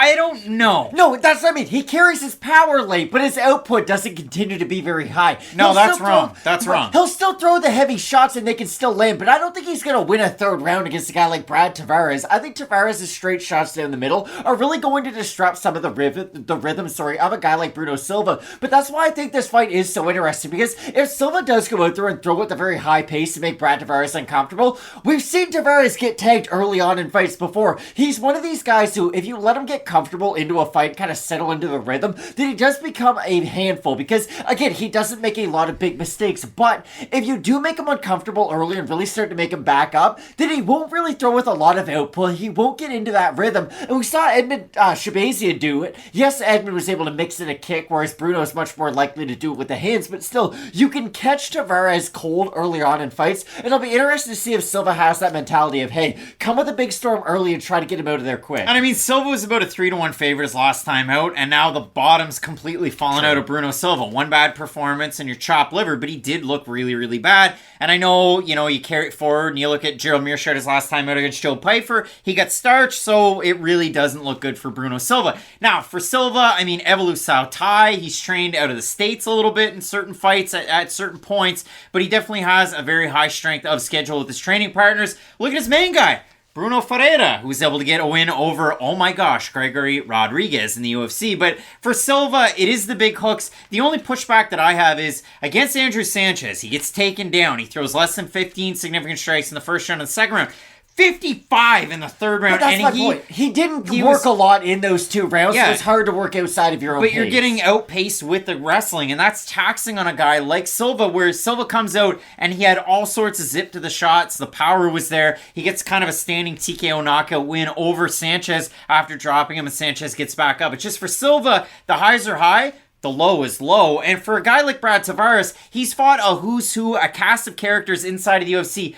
14-7 in the UFC. He went 7-1 to start off that career. And the Dricus fight was a close one. And that's the thing that I want to say. Like, you talk about follow-ups. Like, if there was a runner-up to a fight of the night, I said it to start off the show. Brian Barberena, Robbie Lawler, gut fight of the night. But Brad Tavares versus Dricus du Plessis. And you guys, Twitter and Reddit, they don't like Dricus du Plessis all of a sudden because he's putting his name out there for that middleweight title shot. But that fight that Brad Tavares had against du Plessis, they put it on each other. And I know du Plessis and his coach had talked about, wow, he couldn't get the oxygen in through his nose. That's not really how it works. But a guy like Brad Tavares, the leg kicks, he didn't give up. He didn't get knocked out. He really did have a good shot. And before that, the 2 wins, he sent Shoeface to the PFL. He also sent Omari Akhmedov to the PFL. So for Brad Tavares, it's the leg kicks, it's the steady wrestling. He is a prototypical extreme couture guy that has wrestling in his back pocket, but likes to strike, has good output, and he's going to test Bruno Silva in some of those areas where we've seen Silva tested in the UFC, but Gerald Mearshart was able to beat him. By striking. I know he submitted him, but it's kind of wild with his striking. So Bruno Silva's got to get back on the hill. Brad Tavares, again, he's a guy that's kind of been around for a very, very long time. He even dropped Talis Leites with those leg kicks. Tavares is favored ever so slightly in the matchup. Silva open to plus 110. He's a plus 135. Brad Tavares open minus 130. He's a minus 167. We have a look at the Topology votes, Matt. Surprise to us as they are to you. The tickets have left. The train has left the station. I'm going to say over under 70% Brad Tavares. I think it'll be under. It's going to be under ever so slightly. 764 total votes, 65% Tavares, 86% by decision. For the 35% that have Silva, 64% by knockout. Do you have Steady Eddie Tavares or Bruno Silva? Brad Tavares is going to win this fight until he gets hurt. Is that a fair statement to make? He could get hurt in like the 90th second. Or he could get hurt with a second left in the fight and win. You know, like, I think he's going to win a lot of those in-betweens outside of the big actions. Now, could Silva hurt him with a big hook? Could he threaten with some submissions even if Brad Tavares goes for a takedown? Yes, I think he could have some of those actions, but I think it is going to be very difficult for Silva to go through and win a decision against a guy like Brad Tavares. So, not that I'm discounting Silva's opportunities to win this fight, but Tavares is a very steady fighter, and sometimes that does get him caught because he doesn't fight at this crazy pace where he's really going to wow you and look like a Max Holloway against a Calvin Kattar, but I think a fighter like that is going to pose Bruno Silva issues, and that's why I do have Brad Tavares. And I think Tavares is a really smart pick in this one. Yoel Romero was able to stun and drop Brad Tavares. Tim Boach was able to do it. You were able to see Whitaker do it. I mean, Shabazian was able to do it early. I think Bruno Silva is going to be able to get back in. So people are going to laugh at me in the comment sections, I'm sure. I'm terrible at picking fights right now in the last month, but I'm going with Bruno Silva. Give me Blindado in the matchup. We're split on the pick. Matt, we have 2 fights left on this card. Song Yadong is taking on Ricky Simón in the main event. Sergei Pavlovich taking on Curtis Blaydes. You're not going to want to miss it. Just keep it locked in with Fight Night Picks. We always say, let's get into it.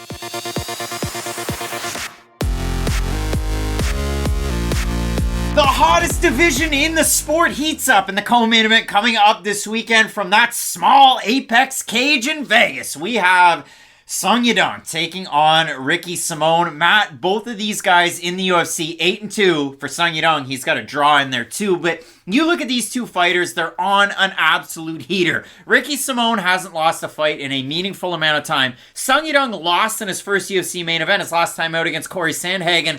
His eyebrow, it kind of evaded him a little bit. And Sandhagen gets the finish at the end of the 4th round. Yadong definitely had his moments in that fight, really pressed a pace. But when you look at both of these guys, Matt, we've seen them evolve so much inside of the UFC's octagon. Ricky Simón coming in, he was that workhorse wrestler from the Pacific Northwest. He was the LFA champ. He comes in, he fights Merab Dvalishvili. He has that big-time fight of the night there. He's got performance bonuses, at least one in his last time against Jack Shore. But that's really where I want to focus on this for Ricky Simón. His boxing has really progressed since he's been inside of the UFC, and he's a longtime ATT Portland guy, Vancouver, Washington, all the way across from Portland, Oregon. I don't know if this is the fight to showcase that. It isn't, but you really do have to talk about it because his last time out against Jack Shore, he was bobbing and weaving. He was switching stances on the outside. Shore wasn't able to pump the jab. Ricky Simón, he clips him with that right hand.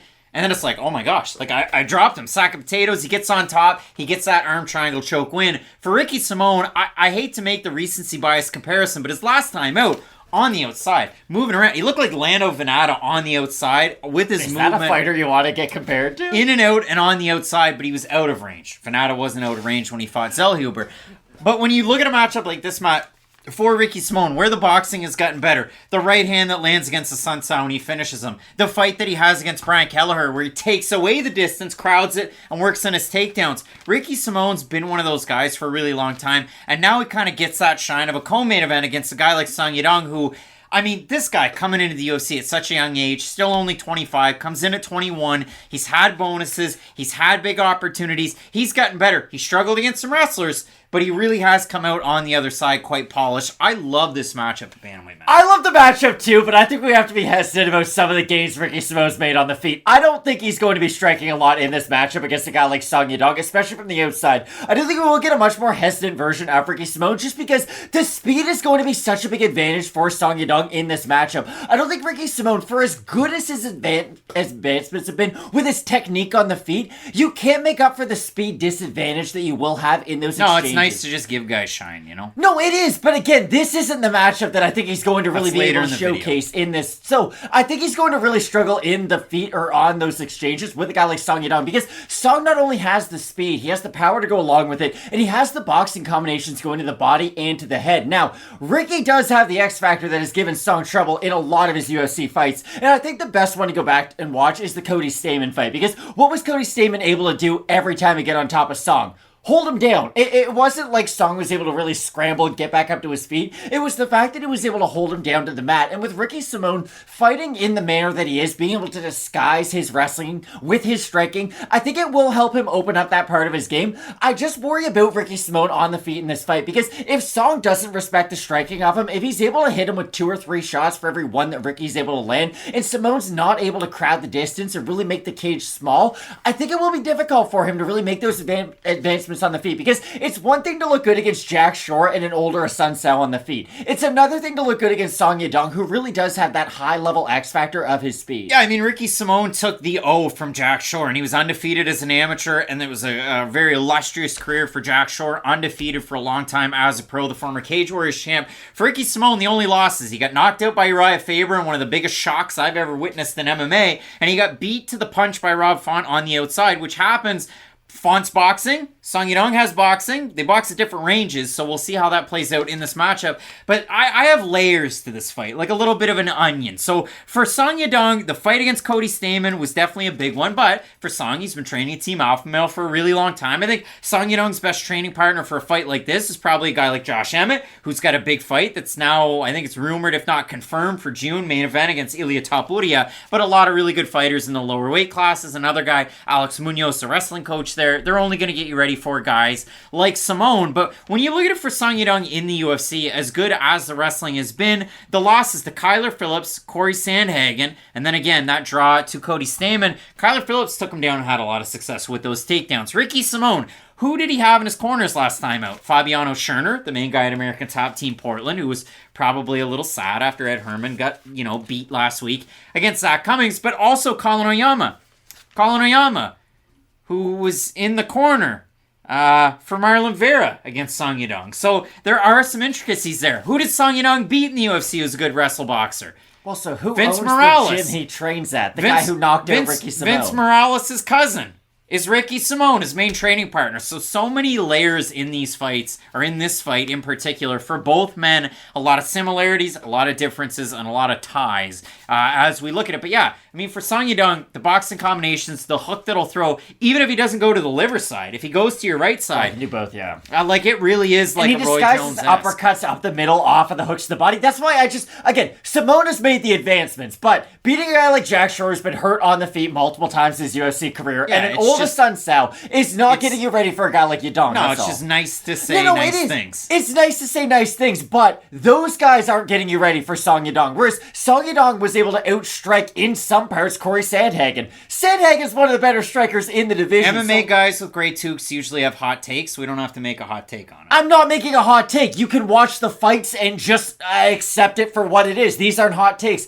Song Yadong is a much better striker than Ricky Simón, and that's why I look at this fight a little bit as a water and oil type fight. I think Simón will have a lot of success with his control on the cage and with his control on the mat. I just think Song is going to be heavily favored in a lot of those exchanges on the feet, even with the advancements of Ricky. 6.55 takedowns average per 15 minutes for Ricky Simón. He's second all-time in bantamweight history at 37. And listen, tied for fifth, also on this card, Brazilian legend Rani Yahya with 28 of them. But when you look at a fight like this, again, it does feel like oil and water, as you said. We have a look at the odds in the matchup. Ricky Simón open plus 105. He's a minus 135 favorite right now. Song Yadong open minus 125. He's a plus 110. We have a look at the fan vote, Matt. Surprise to us, they are to you. I'm going to say over-under underdog. I'm going to say over-under 65% Song Yadong. I think it'll be under. I think it's going to be under. It's under 811 total votes, 58% Simón, 72% by decision. For the 42% that have Song, 59% by knockout. And for Song Yadong, out of the wins,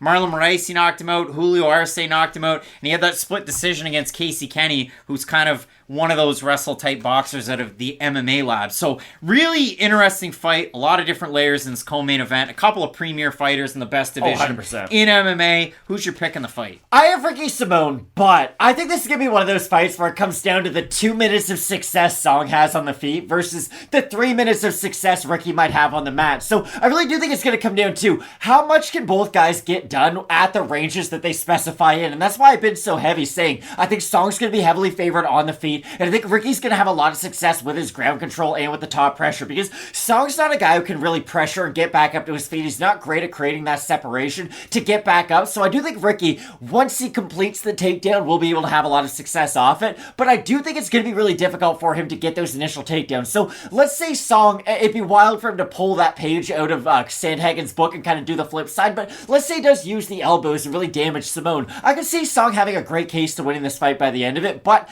I've seen him get taken down and controlled in the past, and for those reasons, I have to pick Ricky Simón. We'll see if Song Yadong will watch Billy Quarantillo versus Edson Barboza and goes to some crazy strikes. I like Ricky Simón with the takedowns. Again, he goes for such a high amount of them, and his cardio doesn't tend to wane as the fights go on, and that just comes with the territory based on his overall martial arts skill set. So for me, I do like Ricky Simón on the outside, bobbing and weaving, switching stances. We'll see if that kind of wasted movement is able to be cut by a guy like Sung Yadong with such good boxing, and if that crew at a Team Alpha Male can just continue to shore up the takedown defense out of Sung Yadong, because it is overall at a 71% in the UFC. It is pretty darn good, but both of us in the matchup going with Vancouver, Washington's own Ricky Simón in the matchup. I know there's a lot of Sung Yadong fight fans out there. We want to hear from you down below in the comment section from those Ricky Simón ones as well. Apple Podcasts and Spotify, you can find the version of the show, and if you don't, you can continue on here on YouTube, because we have a big time main event with Sergei Pavlovich taking on Curtis Blaydes. You're not going to want to miss it. Keep it locked in with Fight Night Picks, we always say. Let's get into it.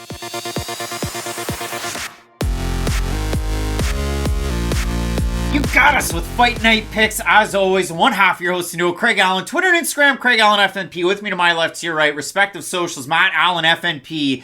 This weekend's main event, you can see it right there from the poster. Sergei Pavlovich taking on Curtis Blaydes, the biggest clash of styles you're going to find, because for Pavlovich's last 5 fights, he has been an absolute destroyer. First round knockouts in all of them. And for Blaydes' last 3 fights, he's looked amazing. He's added to his boxing repertoire. He beats one Chris Giagos, and he beats Jairzinho Rosenstrike as well his last time out against Tom Aspinall. Unfortunate with the knee injury, but Blaydes was kind of popping out some of that boxing. But when you consider this matchup, Matt, I know a lot of people are going to talk about it. Pavlovich, I mean, He just continues to win, but he might struggle with the wrestling. We saw him with a takedown given up against Alistair Overeem, albeit not a Curtis Blaydes type of takedown. And Curtis Blaydes has trained with Overeem in the past, and boy, did he ever beat him badly with those elbows from the ground and pound. So when you look at a matchup like this one, I found it interesting. Pavlovich training out of ATT with a lot of high-level heavyweights that those guys have. But the stable, it's changed. He's been at the UCPI training with Alexander Volkov, an old foe, Curtis Blaydes, and Alexei Oleinik, just a couple of tough old fellas. This fight's like if a lion fought a great white shark. It's like, okay, I need more information, you know? Is it in the jungle? I think the shark would flop around and die pretty quick. Is it in the ocean? I don't know if lions can swim, but I'm assuming the shark would do quite well in that situation. I just think this fight is very much a contrast of styles, and I brought this up between the last 3 fights that we've had at the top of this main card, because Tavares, Silva, one guy steady, one guy burns hot. Yadong, Simón, you have a great striker with a lot of variety versus a very good control guy on the ground. And in this fight, Sergei Pavlovich has ungodly power in his hands. When he hits guys, they either get wobbled, well, they pretty much always get wobbled, and then he finishes them shortly after. But Curtis Blaydes is, and it's kind of wild that every single prediction, it feels like, between these guys comes down to this. Can Curtis Blaydes take down his opponent more times than they hit him in the face on the feet? Because if he can accomplish that, then he's probably going to win this fight. And for Sergei, here's the only thing that I don't love about him compared to some of the other guys who have been able to knock out Curtis Blaydes in the past. And when I say some of the other guys, you mean Derek Lewis and Francis. Those guys do throw uppercuts from what I would say better ranges. Sergei's a little bit more uptight with his boxing, and he throws them from a little bit higher. So I'm not as certain if that uppercut's going to land. I think it'll be a good technique, don't get me wrong. I'm just not sure if it's going to be that one-hitter quitter that it was for those guys, that's all. Sergei Pavlovich will set you out with that jab. He comes over with the right, and once you're hurt, he starts to pummel you with those uppercuts.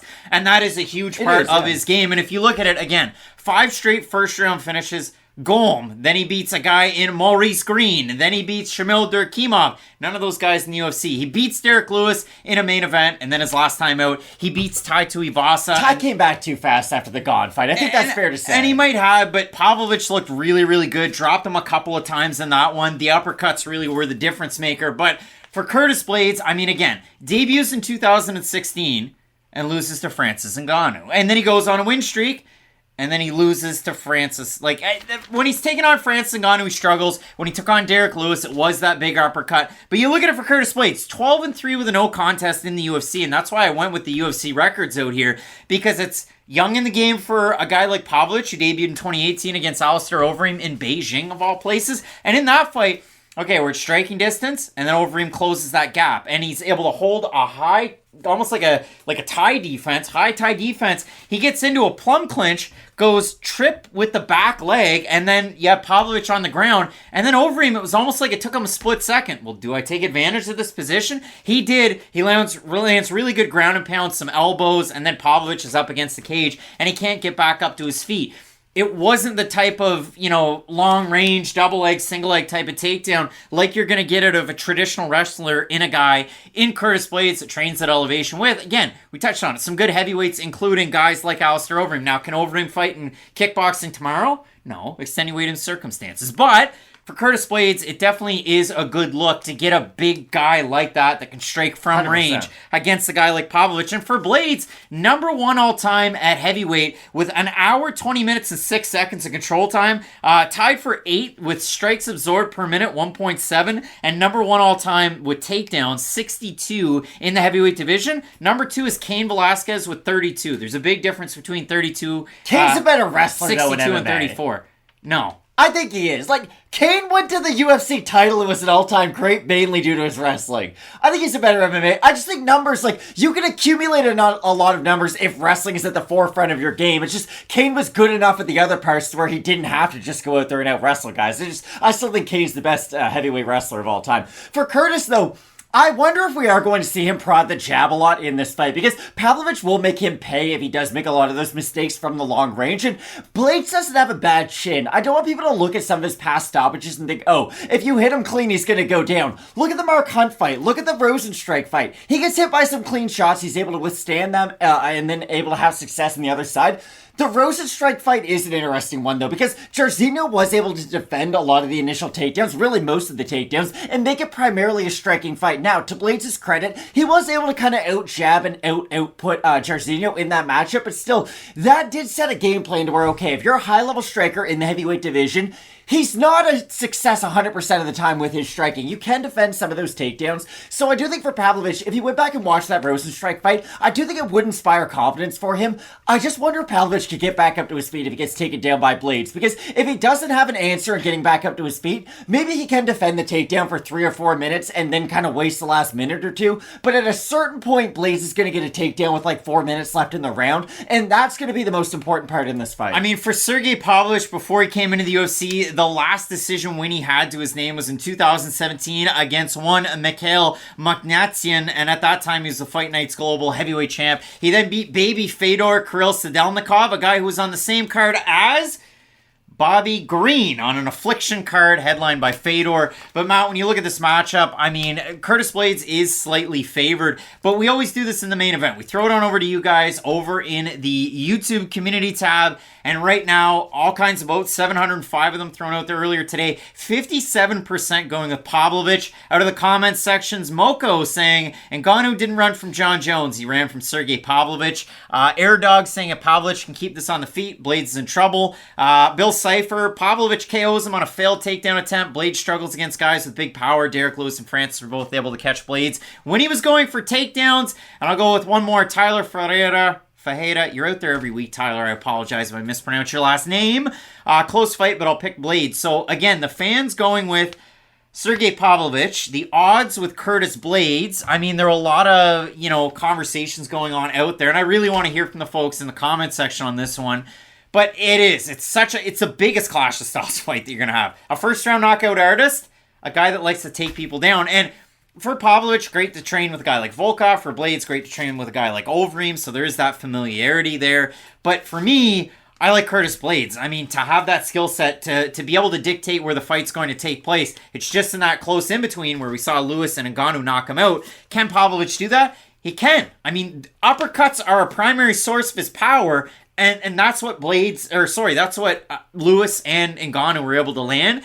That left hand that places you, the right hand that follows it up, and if he backs Blaydes up against the cage for a panic takedown, that plays into the hand of a guy like Pavlovich. This guy has some of the best power that we've seen, period. And as the kind of joke was out there by Moko in the community tab, Ngannou ran from a guy like Pavlovich. My goodness gracious, does Pavlovich have that power? I do like Blaydes, though, with those takedowns, and that Overeem one takedown wasn't the same, but I do shade Blaydes in a matchup. Not that MMA math matters, but if we're going to talk about the O-frame fight against Pavlovich a lot, what did Curtis do to Alistair when they fought?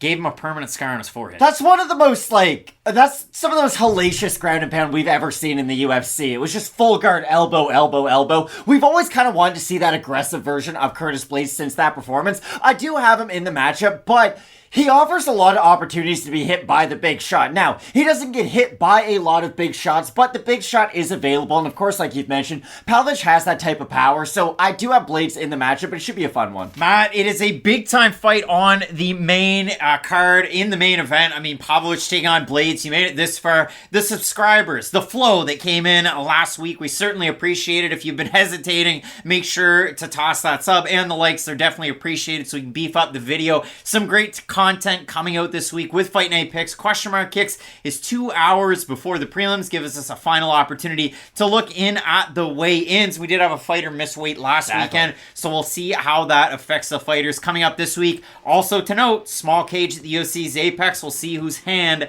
that plays into in this matchup and the others as well. Really appreciate the support from those Fight Night Picks faithful. You're going to want to keep it locked in with Fight Night Picks, and as we always say, let's get into it.